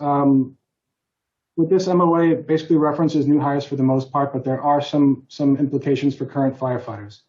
You have a 50% reduction in personal time accruals, reduced sick leave entitlements, reduced vacation caps for new hires, terminal leave. A lot of the different provisions with regard to terminal leave and separation payouts are figured out here. So with regard to concern on separation payments, all new hires are capped at $175,000, regardless of how much time they have in the bank. One good thing is that for all current and new employees, the new hires, the separation payouts are paid out over 5 years. So whatever need we had to bond previously is pretty much ameliorated by this, because we can properly plan and budget for it. Now let me see if I can get this up here. Does it work? I hope I share the right screen. Can you see it? Yes. Scrolling up and down. Yep. So what I outline on these bullet points, or these bullets, are some of the comparisons, generally speaking. I'll scroll down slowly, but like I said, 50% reduction in personal time accruals. That would be 30 hours a year versus the 60 hours under the current contract. You'll see the reductions in sick leave entitlements. There are certain, there's a reduced payout on sick leave as well as a minimum requirement of service. Scroll down a little bit more. Terminal leave has also been reduced pretty dramatically. Holidays, we got Juneteenth in there, so they joined the celebrated bargaining units who have kind of come into that circle, which is great. There's a graded salary plan in this MOA, which basically reduced salaries across every single title substantially. And there's also an extension incentive inside the MOA that basically allows certain firefighters who are nearing retirement to not get penalized by getting blindsided by this MOA, essentially, because some of these provisions actually reduce their eligibility for certain separation payments. So there is a little bit of a grace period we put in there to allow them to go. And by way of reference, I think just roughly crunching the numbers, the average number of years of service for a firefighter in the department is about 17 years. So we're really just trying to plan ahead with regard to those leaving and getting a sustainable amount of bodies to actually work and not run into overtime issues and trouble. That's basically the presentation. I think hit all the points I need to hit. If you have any questions, just let me know, and I'll scroll up and down as you need for the bullet points. But thank you so much to the members of the committee, the members of the firefighters union for sitting at the table. One big thing, actually, I just forgot. So this entire process was done in-house. We didn't go out to outside counsel. We didn't spend extra money. The goal here was to try to save the taxpayers some dollars. And I think we did a pretty good job at that. So if you have any questions, please let me know. Okay. I see Sam's on. Is Sam going to say? Yes, if Sam's on, jump on in. Hey everyone, how's my audio? Can you hear me? Yes, we can. Good. So yeah, just to follow up a little bit on what Rich said, this was a collaborative effort between the city and the union to really just try to follow the model of what we need to provide fire protection for the community, and also save money because, as we know, the current climate is tough. Financial markets are hard, and we've had some reports and there's trending for trying to improve service at lower costs. So what we did here was exactly that. We got the opportunity to put some new hires into the fire academy, and they're going to be working at a much lower salary line. Some of the salaries that we're dealing with are actually reduced by 10 to 15 to 20% from year to year, based from the old contract. So there's significant concessions on the salaries. We also brought in a few parts of the current employees too to reduce the costs and incentivize maintaining a good workforce. So Rich hit most of the big points. We worked together on this. He brought up the point that I enjoy working with the city, keeping things in-house. We're not fans of going to arbitration or dealing with outside counsel, really. It's a frustrating and expensive process, and we were able to work together on this and provide fire protection for a lower cost and a more affordable model. And it's a great step forward in working out the details for future public safety. That's mostly it, unless you guys have some questions for me. Yeah. Oh, Sam, what we didn't mention also built-in healthcare contributions. Oh, yeah. We didn't hit that one, but like Sam referenced, this is the first step in a bigger discussion, and I think there's still a lot more work to do. So I just wanted to say thank you to everybody that was on the team. I know when we first started talking about let's do as much as we can in-house to save money on outside lawyers, you all kind of looked at me like I was crazy, but look at what we can do when we all put our minds to it. So I wanted to say good job, everyone. We do have a contract that we will start negotiating right after we get the budget done, and we'll move forward and we'll take the same approach as we are doing as we did before, that we will sit down at the table together. And so everybody knows that, yes, we go back and forth, but we negotiate. And this is what happens when you can sit down and negotiate. So we're not spending additional legal fees unless it's absolutely necessary. And right now it wasn't necessary. So thanks again to the team. Donna, I want to thank Rich, yourself, everybody, Commissioner Miranda, everybody involved with this whole negotiation process, and Sam Pinto, and it shows the commitment to Long Beach from all parties, and I really, my hat's off to you all. Yeah, hopefully we're laying the groundwork here for how we can work with our collective bargaining units in a much more or in a very collaborative manner when it comes to negotiating, that we don't have to bring outside lawyers in and everyone's jockeying for position and such. This was a great example of how we can work together for the greater good of everyone. And I think one thing that I think was kind of left out here too, one thing to be worth noting is once these new firefighters are put into the rotation, right now we have our most highest paid firefighters working significant amounts of overtime because they are so short-staffed, and now they'll go back to a more normal rotation, and we'll now have people at a more in the lower salaries that will be filling the time that's now being taken by the senior people at very high salaries. So we should see some savings there. Don, I just want to say thank you again to the council and to Donna and to the whole team on the city side for working with us. And just to reiterate your point on that, not only are we just basically replacing higher cost employees with lower cost employees, these new lower cost employees, they're less expensive for being at lower salary steps, but they're less expensive because we work together to really offer a full-time equivalent that's going to be less expensive. And this is a much more sustainable model.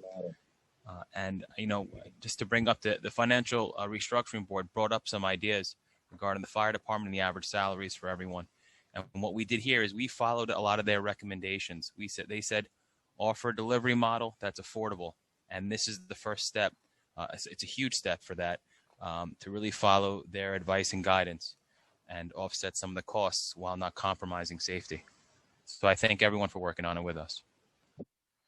Yeah. And can Sam or Rich talk about this? There's one item that I found really impressive amongst everything, but I just wanted to note it. It says here that paramedic certification shall be a prerequisite to be promoted to an officer. I was really interested how that came about, and appreciative, and well done. Yeah, I think Sam and I were kind of on the same page on this. Essentially, you want the highest trained firefighter to become an officer. You want someone who knows not just the fire scene but also the medical scene. Sam, you can elaborate a little bit more on that if you'd like.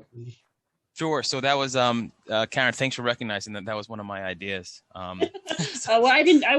No, I'm only kidding. Forget it. No, just so you know, in the whole concept of the positions, what we really wanted to do was make sure that there's a good, well-rounded employee that's affordable. So one of the things is that we actually put a cap on salary increases. So if a person isn't interested in becoming a paramedic, they're not going to reach top salary. On top of that, that if you have to become an officer and supervise and be part of scenes, we want to continue that person is a well-rounded employee. I'll give you just a little bit of reference. Back in the, I think, 80s or early 90s, we started being one of the first ALS providing agencies in Long Island. Our firefighters became critical care technicians, which is similar to a paramedic, has a little bit less training, but a lot of the local protocols are similar. So at that point, we became the top critical care technicians at the time. Critical care technicians now are actually being phased out, and everyone's either becoming an EMT basic or a paramedic. So we integrated that into this agreement where we're phasing out the critical care technician and reiterating our support for high quality paramedic service with the firefighters for the public by including this provision here. Just so you know, the Nassau County Ambulance Bureau, their police medics are either critical cares or paramedics as well. So we're maintaining the same level of standard with them. But yeah, that's a big, I'll tell you, there's a lot of little nuances in this agreement that really promote operations and not just finances. It's a nice combination of operational efficiency and cost savings. So I'm happy to be part of this this team effort that we did to get this done. All right. Any other questions or comments from the council?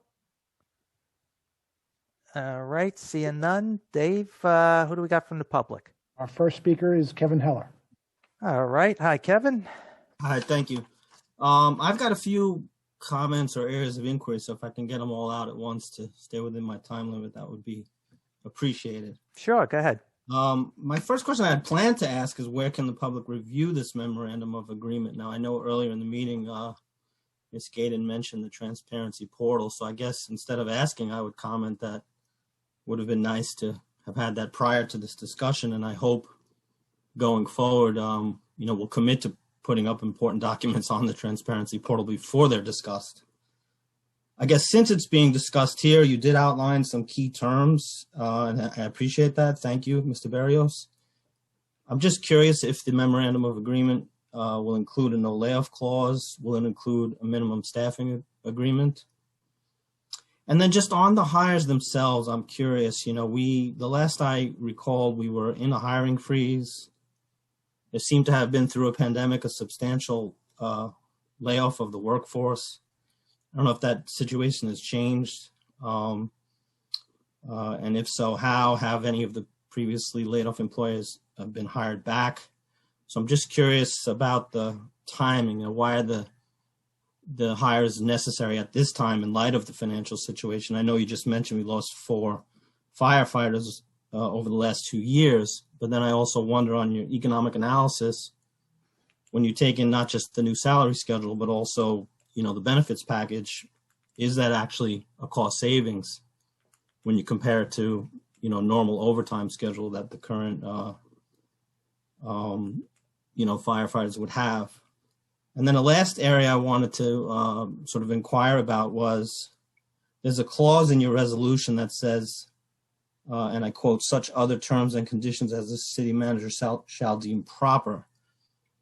And I'm just curious, is the memorandum of agreement sort of complete? Has the council reviewed it in its entirety?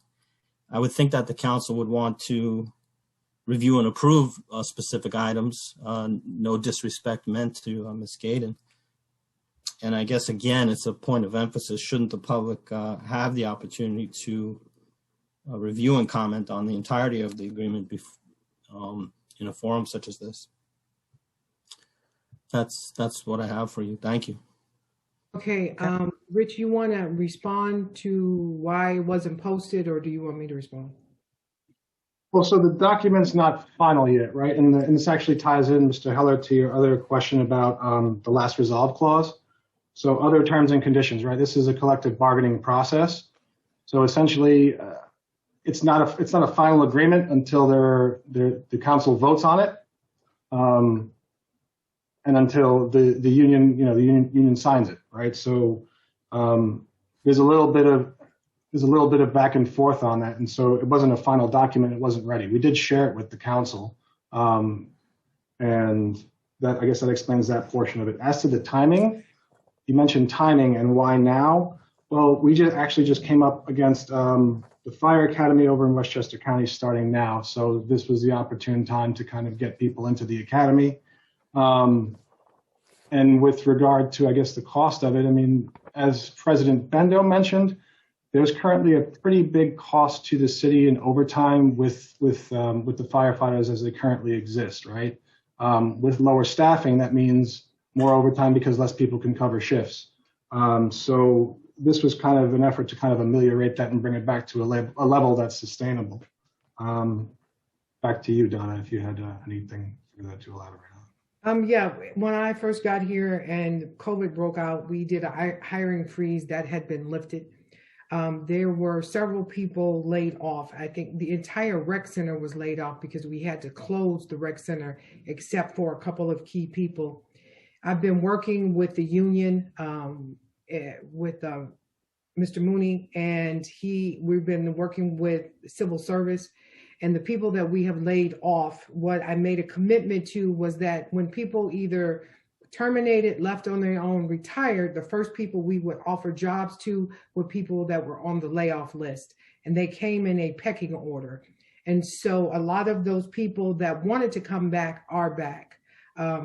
And that still has been the commitment that where we need to bring in people into positions, but you have to be aware that we put people that are qualified into positions that they're qualified to do, not just because.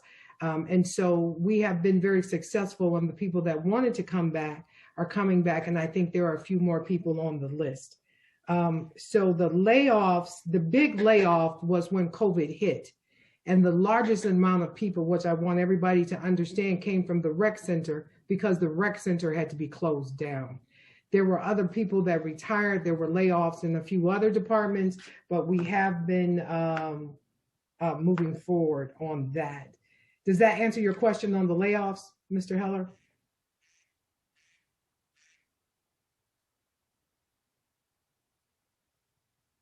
You're muted, Kevin, You're muted. if you're trying to talk. Yeah, well, I think Dave just gave me the unmute. Oh, okay. I mean, that answers my question. I guess, I'm just brainstorming here. I wonder, for people that weren't able to be offered their specific jobs back, is there any opportunity for cross training at a different department, et cetera? Meaning, maybe the rec isn't fully back yet, but there's a sanitation position open, and if someone was willing to do that, could they be offered that? Yeah, the union works that out. So what I will say that there were some people that were in the rec that are in sanitation now. Oh, fantastic. Wherever the opening comes. And then we're not going to turn you down. If you say, yes, I would be willing to come back, there's a training component to that. And it's to get those people back to work. Yeah.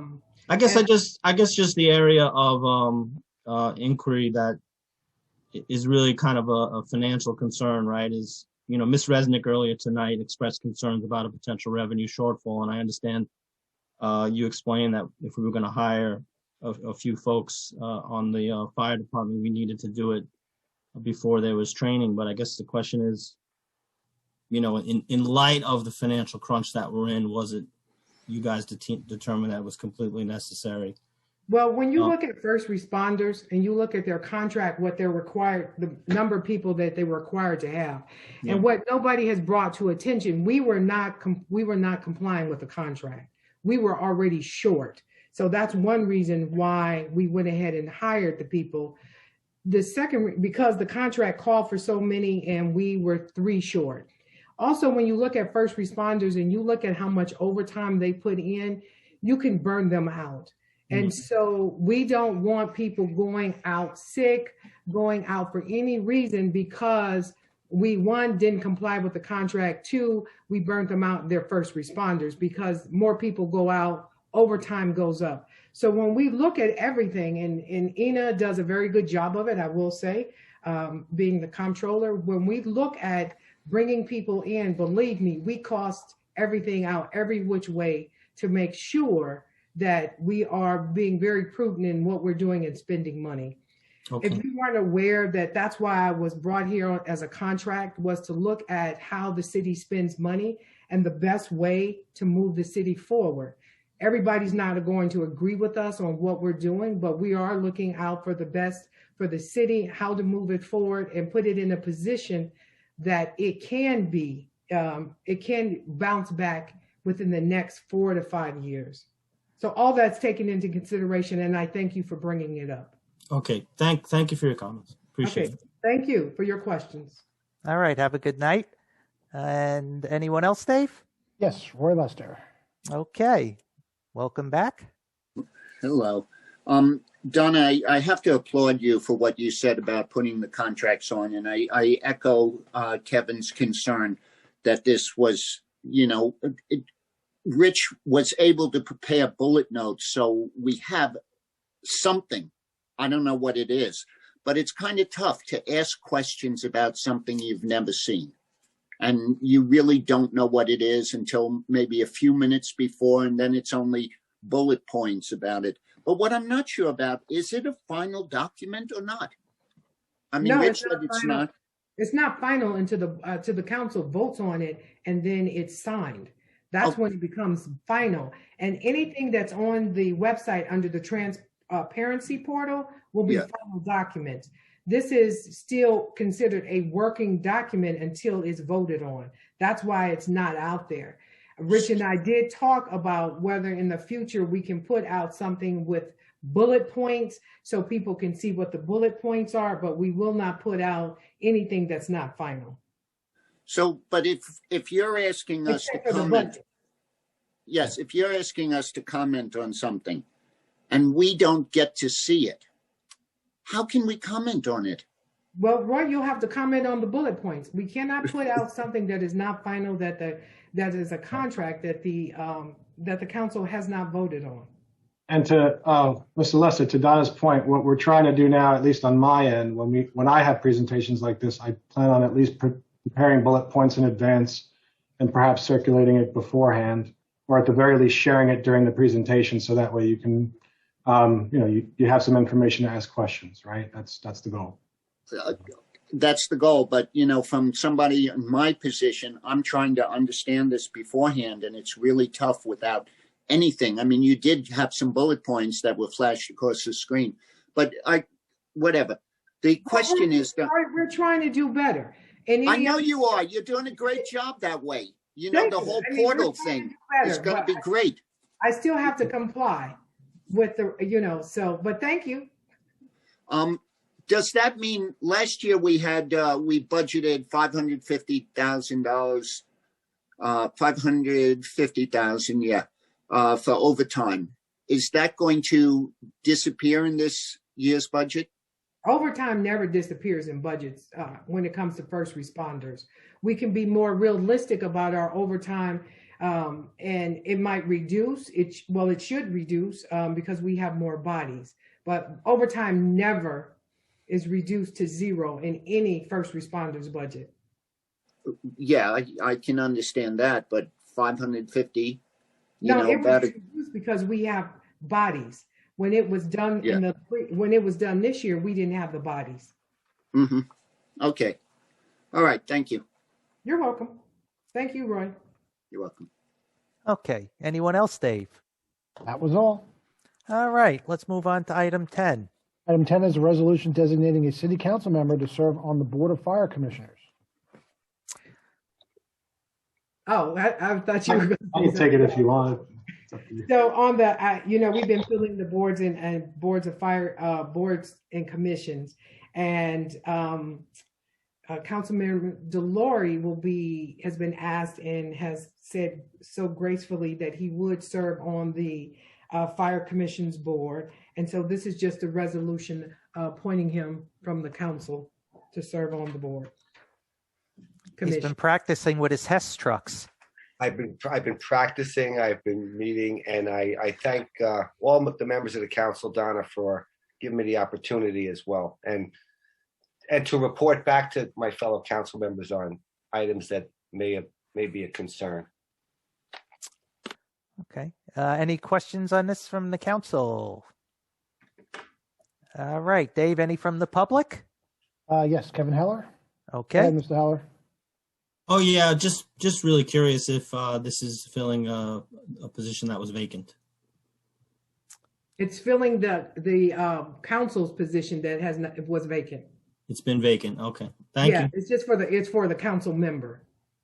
Perfect. So, Mr. Heller, there's always one, I guess, designated council member as part of the Board of Commissioners. So we're just filling that vacancy. But there hasn't been one recently. It was right. No, you're correct. Okay, thank you. No problem. Okay.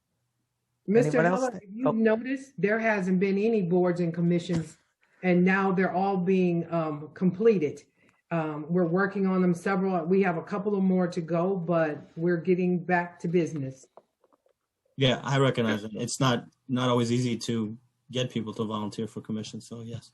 No, I mean, and I'll just say, Don, I actually had the time to count it up today. We have 76 residents that are engaged in various boards and commissions in the city since you began the interviewing process. So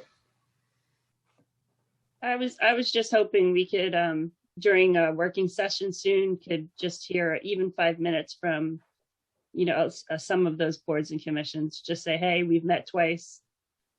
I'm the chair or whatever. This is what we're working on. We will talk to them. We will talk to them and see if they can come on.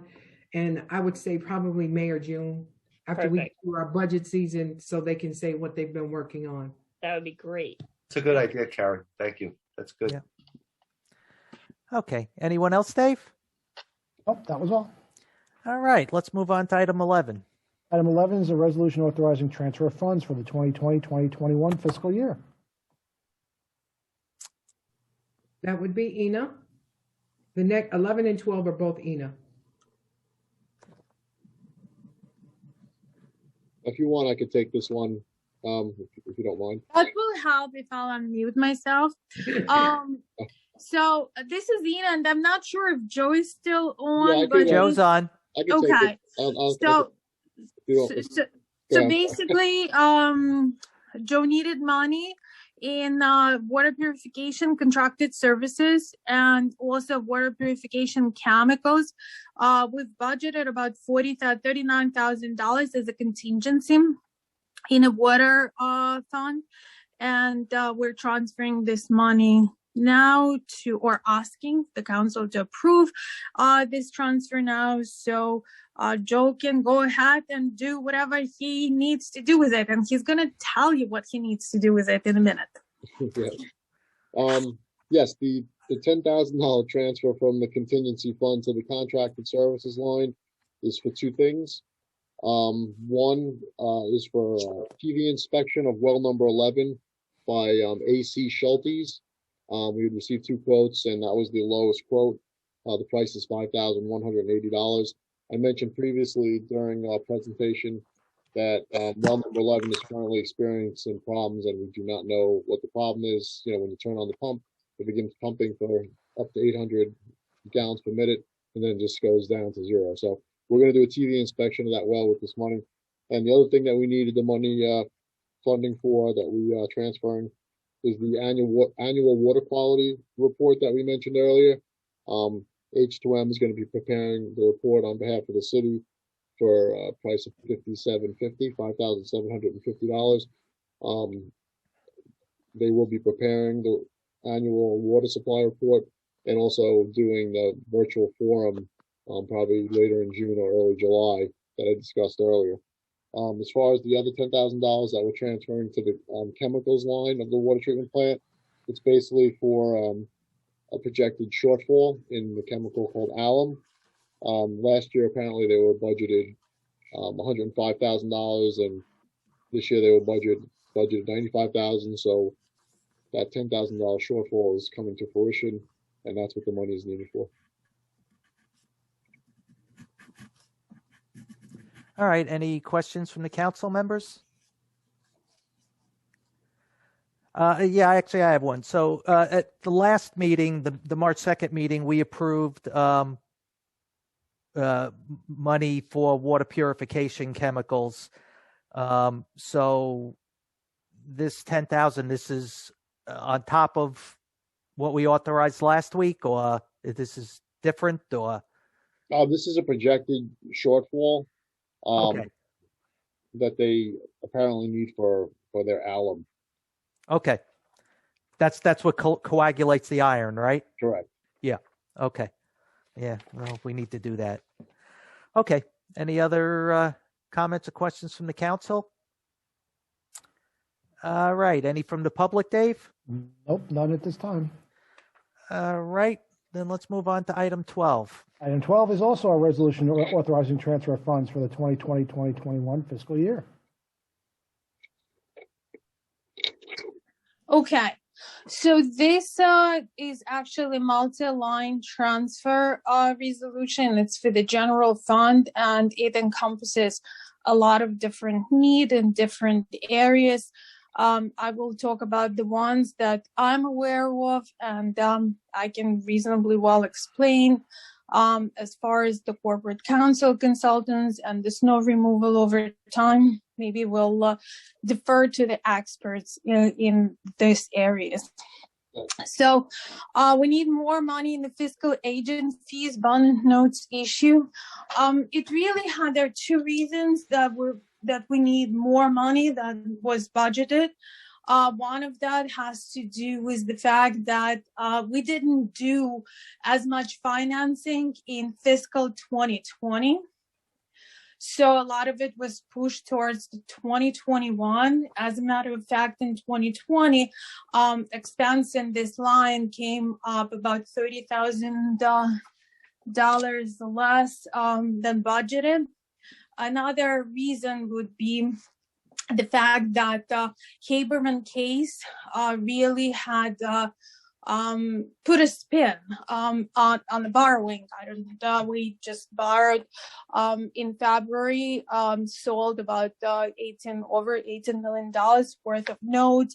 We refinanced our deficiency note of 4.25% with a much better interest rate, but because of the Haberman case looming, that involved a lot of discussions with our financial advisor, our bond counsel, and as well as the rating agencies. So a lot of work went into that, and as a result, actually, we were able to get excellent rates on the notes that we issued in February. We had hired a deputy controller. She started March 1st. I hope that with her joining the department, I will be able to realize the vision for the department and for the fiscal controls for the city. And then for that, we needed between now and the end of the year, we need to fund it by $20,000 there. Reach, would you be able to talk about the corporate counsel consultants? Sure. Essentially, well, not essentially, what happened is we had the Haberman trial. Haberman trial ate into a huge chunk of our consultant line early on in the fiscal year. We hired a number of experts, outside counsel and the like, and we all know how it turned out. But the cost of actually litigating that was the cost of litigating it. We also had a couple of mitigating factors where we had our former corporation counsel leave, and we had to send some things out to outside counsel in order to manage the workload a little better. It's just a result of the shuffle and having to send things out to outside counsel combined with the Haberman litigation that we need to basically get a little infusion so that way we make it through the fiscal year.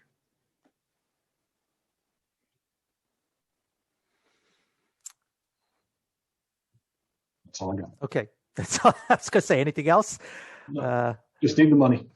All right. Okay, so then I'm going to continue. We need to move money to the city controller contracted services. City's been having material weaknesses reported by the city auditors for the last many years. As a matter of fact, it's number one comment. So it's capital projects, material weakness, and we need to fund the line for the consultant to finish up and wrap up this project of reconciling all old pre-2007 capital projects. It's really a big issue, and it will involve movement of funds from one fund to another. What happened, capital budgets were not properly managed, and because they were not properly managed, funds that should have won, for example, from the sewer fund to pay for the debt service were instead drawn from the general fund and vice versa. And it's thousands of lines and columns, very voluminous analysis, and that's something that we hope will be completed in the next couple of months. It's nearing its completion. As a result of that completion, we'll actually be coming to the city council with the resolutions to move funds where they belong. So it's really finding the place for and doing full reconciliation of the old pre-2007 capital projects. And then I don't know if Tommy is on, but everybody remembers the snow, so we need to fund the overtime. $89,664. I don't believe outside of Joe or John Miranda, we have anybody from street maintenance or central maintenance. Well, what I can speak on it. What we did was we made sure that we were ready as they were telling us, predicting how much snow we were getting. And so we took a different approach on making sure the streets were clean, salted, and then the trucks went out. The guys, they worked several hours, slept maybe 3 or 4 hours and got back out to make sure that the city streets were clean. Of course, we had more snow than anticipated, I think, when we did the budget, because it is my understanding the last few years you haven't gotten that much snow. And so now things will be done a little differently. But I think they did an excellent job in snow removal, considering the amount of snow that we received. And then I want to thank all of the residents who sent comments and called and said that they felt that the guys were doing a great job, and I made sure I passed that on to them. Okay. Thank you, Donna. That concludes that transfer resolution. So I'll be happy to answer any questions. All right. Are there any questions from the council members? All right. Seeing none. Dave, any from the public? Yes, Roy Lester. Okay. What did Haberman cost us just from the inquest on?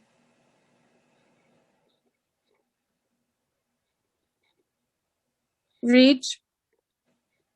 Right now we paid a lot of it off already, Roy. What I have right now outstanding. No, I'm just looking at the total cost, not what we still. I don't have the total on me. I'm sorry. I know we paid probably 90,000. I don't want to guess. I'll look. I think it's at least $90,000. And we have outstanding bills of about 47,000. So I just don't want to speculate on the 90 because I'm not 100% sure. I'm sorry. Okay. All right. Thanks. No problem. Roy, that's the answer that we will get, and then we will, at the next council meeting, like we do always, we will give the answer. We can give the answer to your question at the next council meeting. Thank you. All right, Dave. Anyone else? Nope, that was it. Okay. Let's move on to item 13.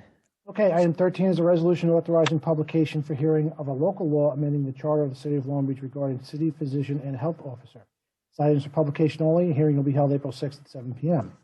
Item 14 is a resolution authorizing publication of hearing of an ordinance to amend the code of ordinances of the city of Long Beach regarding police surgeon and city physician. This item is for publication only. A hearing will be held April 6th at 7 p.m. And item 15 is a resolution authorizing publication of a notice of public hearing of an application to waive off-street parking requirements for premise 58A East Park Avenue for an online apparel business. This item is for publication only. A hearing will be held April 6th at 7 p.m. On to the voting portion.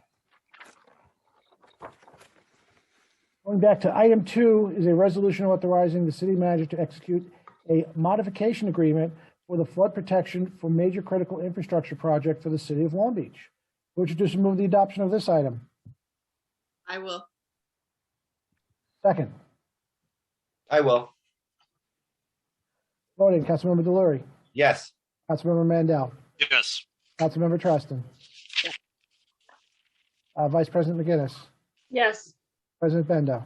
Yes. Item 3 is a resolution authorizing budget amendment to the capital fund budget. Would you just move the adoption of this item? I will. Second. I will. I will. Councilman Treston. Voting, Councilmember Delury. Yes. Councilmember Mandel. Yes. Councilmember Treston. Yes. Vice President McGinnis. Yes. President Bendo. Yes. And item 4 is a resolution authorizing the city manager to enter into 2 agreements for general construction services and electrical construction services for the Long Beach Drainage Improvements Project. Would you just move the adoption of this item? I will. Second. I will. Voting, Councilmember Delury. Looking forward to this project. Yes. Councilmember Mandel. Yes. Councilmember Treston. Yes. Vice President McGinnis. Yes. President Bendo. Yes. Item 5 is a resolution authorizing the city manager to enter into an agreement for engineering services in conjunction with the installation of a potable water well number 19 and well house. Who will introduce and move the adoption of this item? I will. Second. I will. Voting, Councilmember Delury. Yes. Councilmember Mandel. Yes. Councilmember Treston. Yes. Vice President McGinnis. Yes. President Bendo. Yes. Item 6 is a resolution authorizing the city manager to enter into an agreement for rehabilitation of the Long Beach Bus Garage and the commuter parking facility. Would you just move the adoption of this item? I will. Second? I will. Voting. Councilmember Delory. Yes. Councilmember Mandel. Yes. Councilmember Treston. Yes. Vice President McGinnis. Yes. President Bendo. Yes. Item 7 is a resolution authorizing the adoption of a police reform plan pursuant to New York State Executive Order 203 for the city of Long Beach. Would you just move the adoption of this item? I will. Second? I will. Voting. Councilmember Delory. Yes. Councilmember Mandel. Yes. Councilmember Treston. Yes. Vice President McGinnis. Yes. President Bendo. Again, I just want to thank the staff for all their hard work and the residents that took part in this process as well. Yes. Item 8 is a resolution authorizing the city manager to enter into a contract with the Lawrence Cedarhurst Fire Department and, for the performance of fire alarm dispatching services. Would you just move the adoption of this item? I will. Second? I will. Voting. Councilmember Delory. Yes. Councilmember Mandel. Yes. Councilmember Treston. Yes. Vice President McGinnis. Yes. President Bendo. Yes. Item 9 is a resolution authorizing the city manager to enter into a memorandum of agreement with the Long Beach Professional Firefighters Association. Would you just move the adoption of this item? I will. Oh, go ahead, Liz. Please? Okay. Second? I will. Okay. Voting. Councilmember Delory. Thank you to all the parties involved in this agreement. I vote yes. Councilmember Mandel. Yes. Councilmember Treston. So would like to thank everyone from the union and from our own city council with an OU. I vote yes. Thank you. Vice President McGinnis. Excellent, excellent work. Yes. President Bendo. Yes. And item 10 is a resolution designating a city council member to serve on the Board of Fire Commissioners. Would you just move the adoption of this item? I will. Second? I will. Voting. Councilmember Delory. I have to recuse myself. You'll have to abstain. It's a little too late to recuse. Abstain. Okay. Councilmember Mandel. Yes. Councilmember Treston. Yes. Vice President McGinnis. Yes. President Bendo. Yes. Okay, item 11 is a resolution authorizing transfer of funds for the 2020-2021 fiscal year. Would you just move the adoption of this item? I will. Second? I will. Voting. Councilmember Delory. Yes. Councilmember Mandel. Yes. Councilmember Treston. Yes. Vice President McGinnis. Yes. President Bendo. Yes. And item 12 is a resolution authorizing transfer of funds for the 2020-2021 fiscal year. Would you just move the adoption of this item? I will. Second? I will. Voting. Councilmember Delory. Yes. Councilmember Mandel. Yes. Councilmember Treston. Yes. Vice President McGinnis. Yes. President Bendo. Yes. Item 13 is a resolution authorizing publication for hearing of a local law amending the charter of the city of Long Beach regarding city physician and health officer. Would you just move the adoption of this item? I will. Second? Oh, I will. Voting. Councilmember Delory. Yes. Councilmember Mandel. Yes. Councilmember Treston. Yes. Vice President McGinnis. Yes. President Bendo. Yes. Item 14 is a resolution authorizing publication for hearing of an ordinance to amend the Code of Ordinances of the City of Long Beach regarding police surgeon and city physician. Would you just move the adoption of this item? I will. Second? I will. Voting. Councilmember Delory. Yes. Councilmember Mandel. Yes. Councilmember Treston. Councilmember Treston. Yes. Vice President McGinnis. Yes. President Bendo. Yes. And finally, item 15 is a resolution authorizing publication of a notice of public hearing of an application to waive off-street parking requirements for premise 58A East Park Avenue for an online apparel business. Won't you just move the adoption of this item? I will. Second? I will. Voting, Councilmember Delory, Yes. Councilmember Mandel, Yes. Councilmember Treston, Yes. Vice President McGinnis, Yes. President Bendo. Yes. We'll make a motion to close the meeting. I will. Second? I will. Voting, Councilmember Delory, Yes. thank you. Councilmember Mandel, Yes. Councilmember Treston, Yes. Vice President McGinnis, Yes. and President Bendo. Yes. Okay, so on to good and welfare. So you have 3 minutes to make comments. Folks, use the And raise your hand function. use the raise your hand function.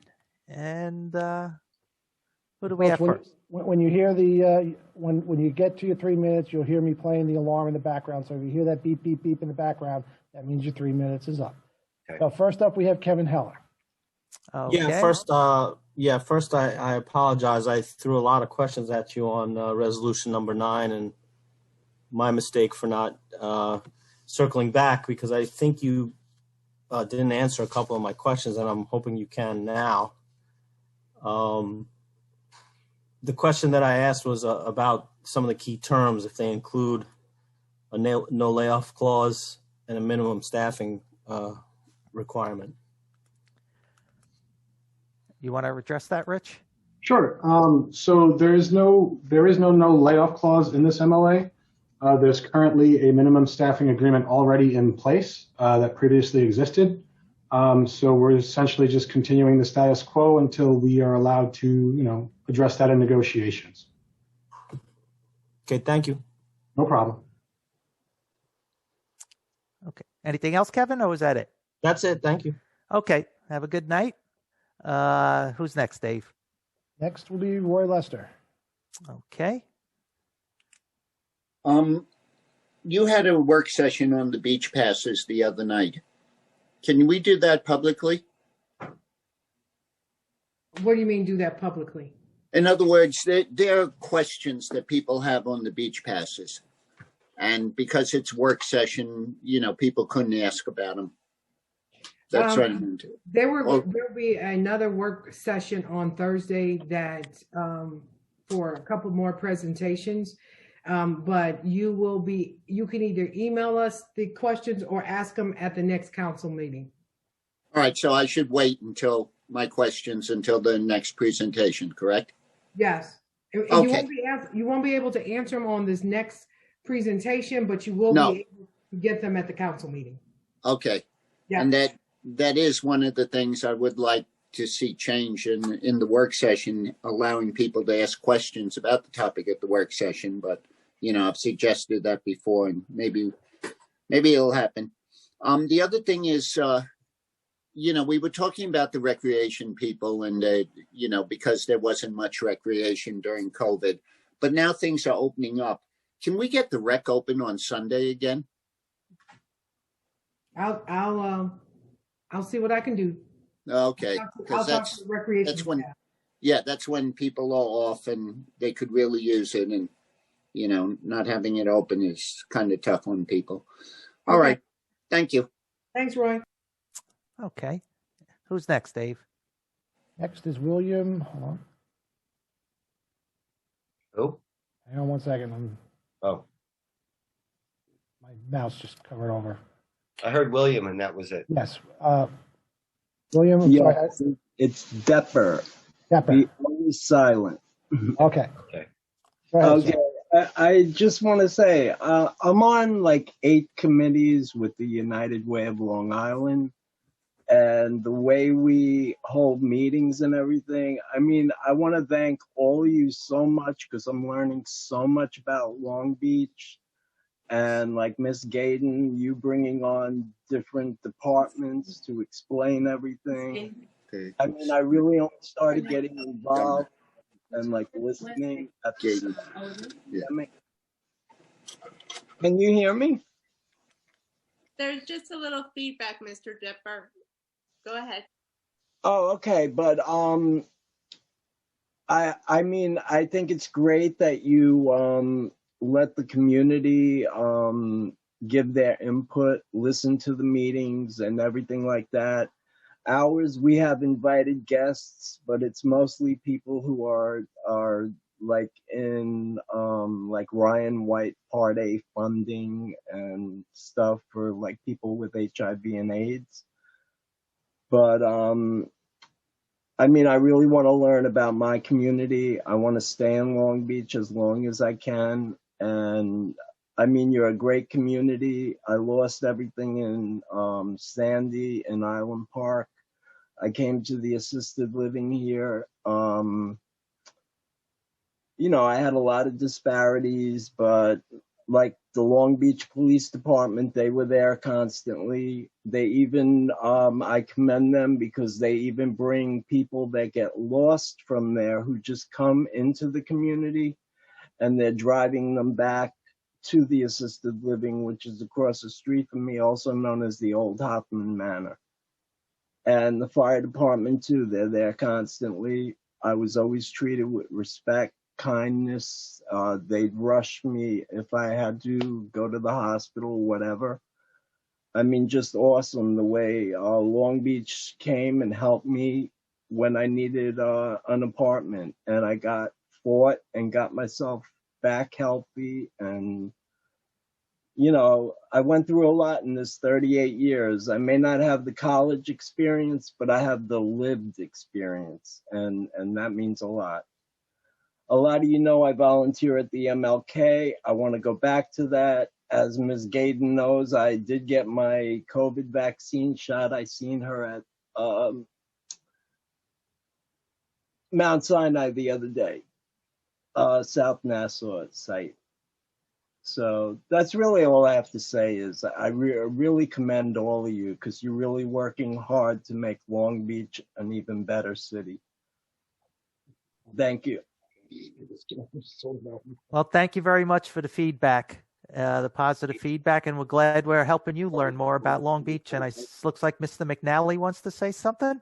Yeah, I would just say in response to Mr. Lesser's last question about the recreational center. So it was, I've been texting with Joe Brand, who's not on tonight and was not asked to be on tonight, but that was Sundays has been what the city has used to close and do a deep cleanse of all of our facilities. It's traditionally a day that has not been highly utilized. So from a cost benefit analysis, and that's not necessarily how we look at everything. But that's the day where we're not bringing in much revenue. We don't have much clients. That's the day that they very early on decided to shut down, you know, and do deep cleansing of all of the facilities. So that's where it currently stands. But, you know, as things change and as the situation evolves, we'll continue to do that. Okay. Thank you. All right, Dave, anyone else? Richard Baker. Okay. Go ahead, Welcome. Mr. Baker. Mr. Baker, go ahead and unmute yourself.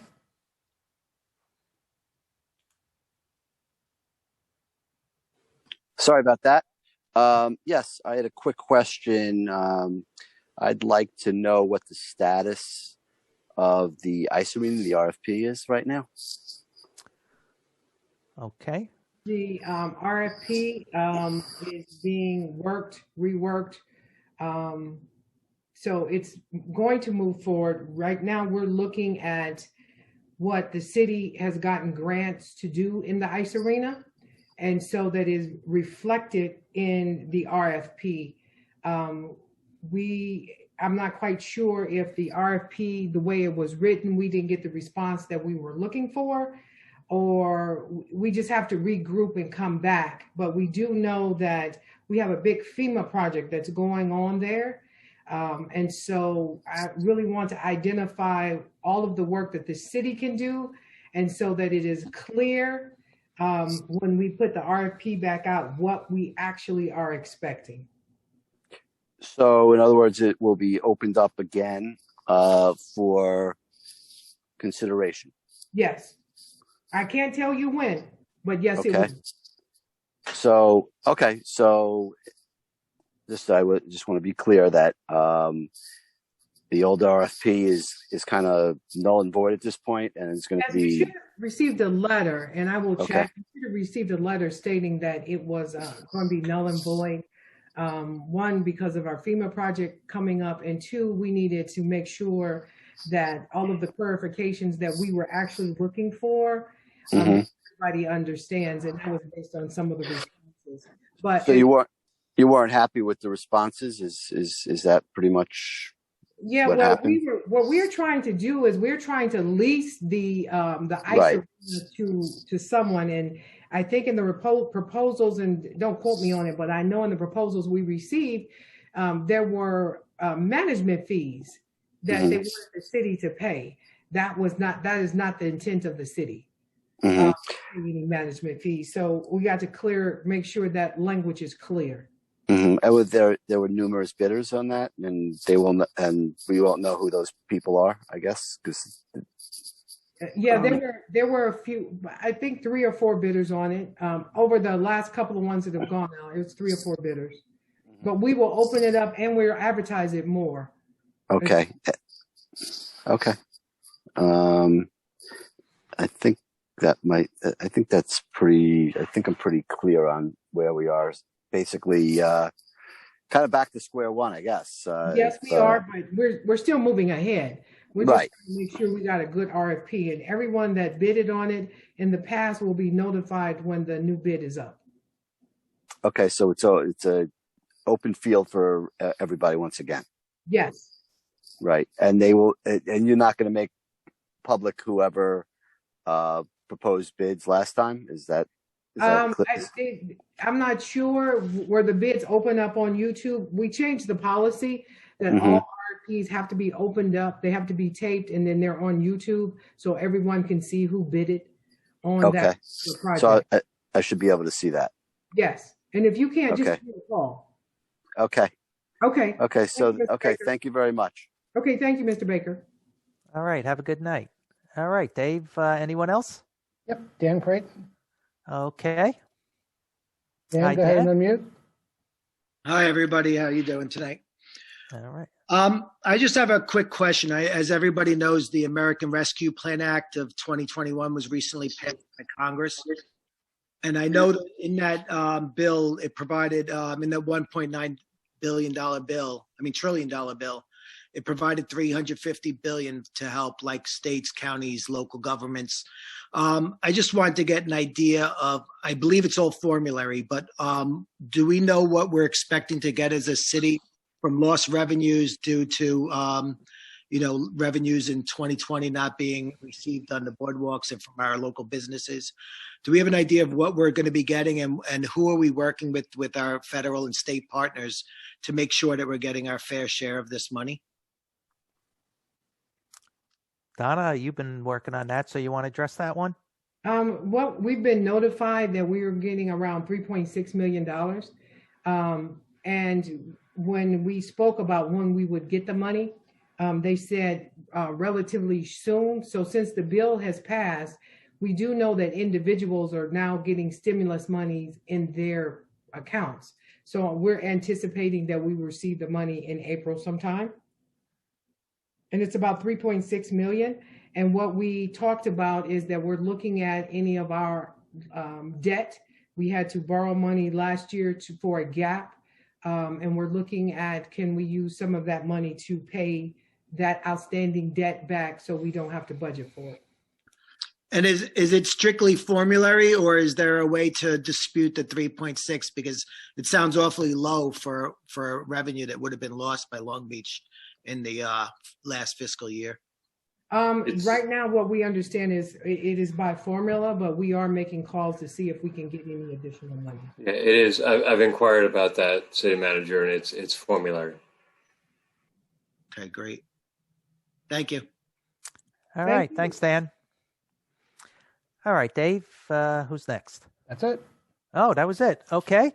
Well, thanks for joining us tonight, folks. And it was a long one, but we covered a lot of material tonight. And hope everyone has a good night, and we'll see you next time. Good night. 9:40, John. Yep. Everybody have a good night. Happy St. Patrick's Day tomorrow to those. Yes. Happy And, St. Patrick's Day. Enjoy. All right. Take care. Bye.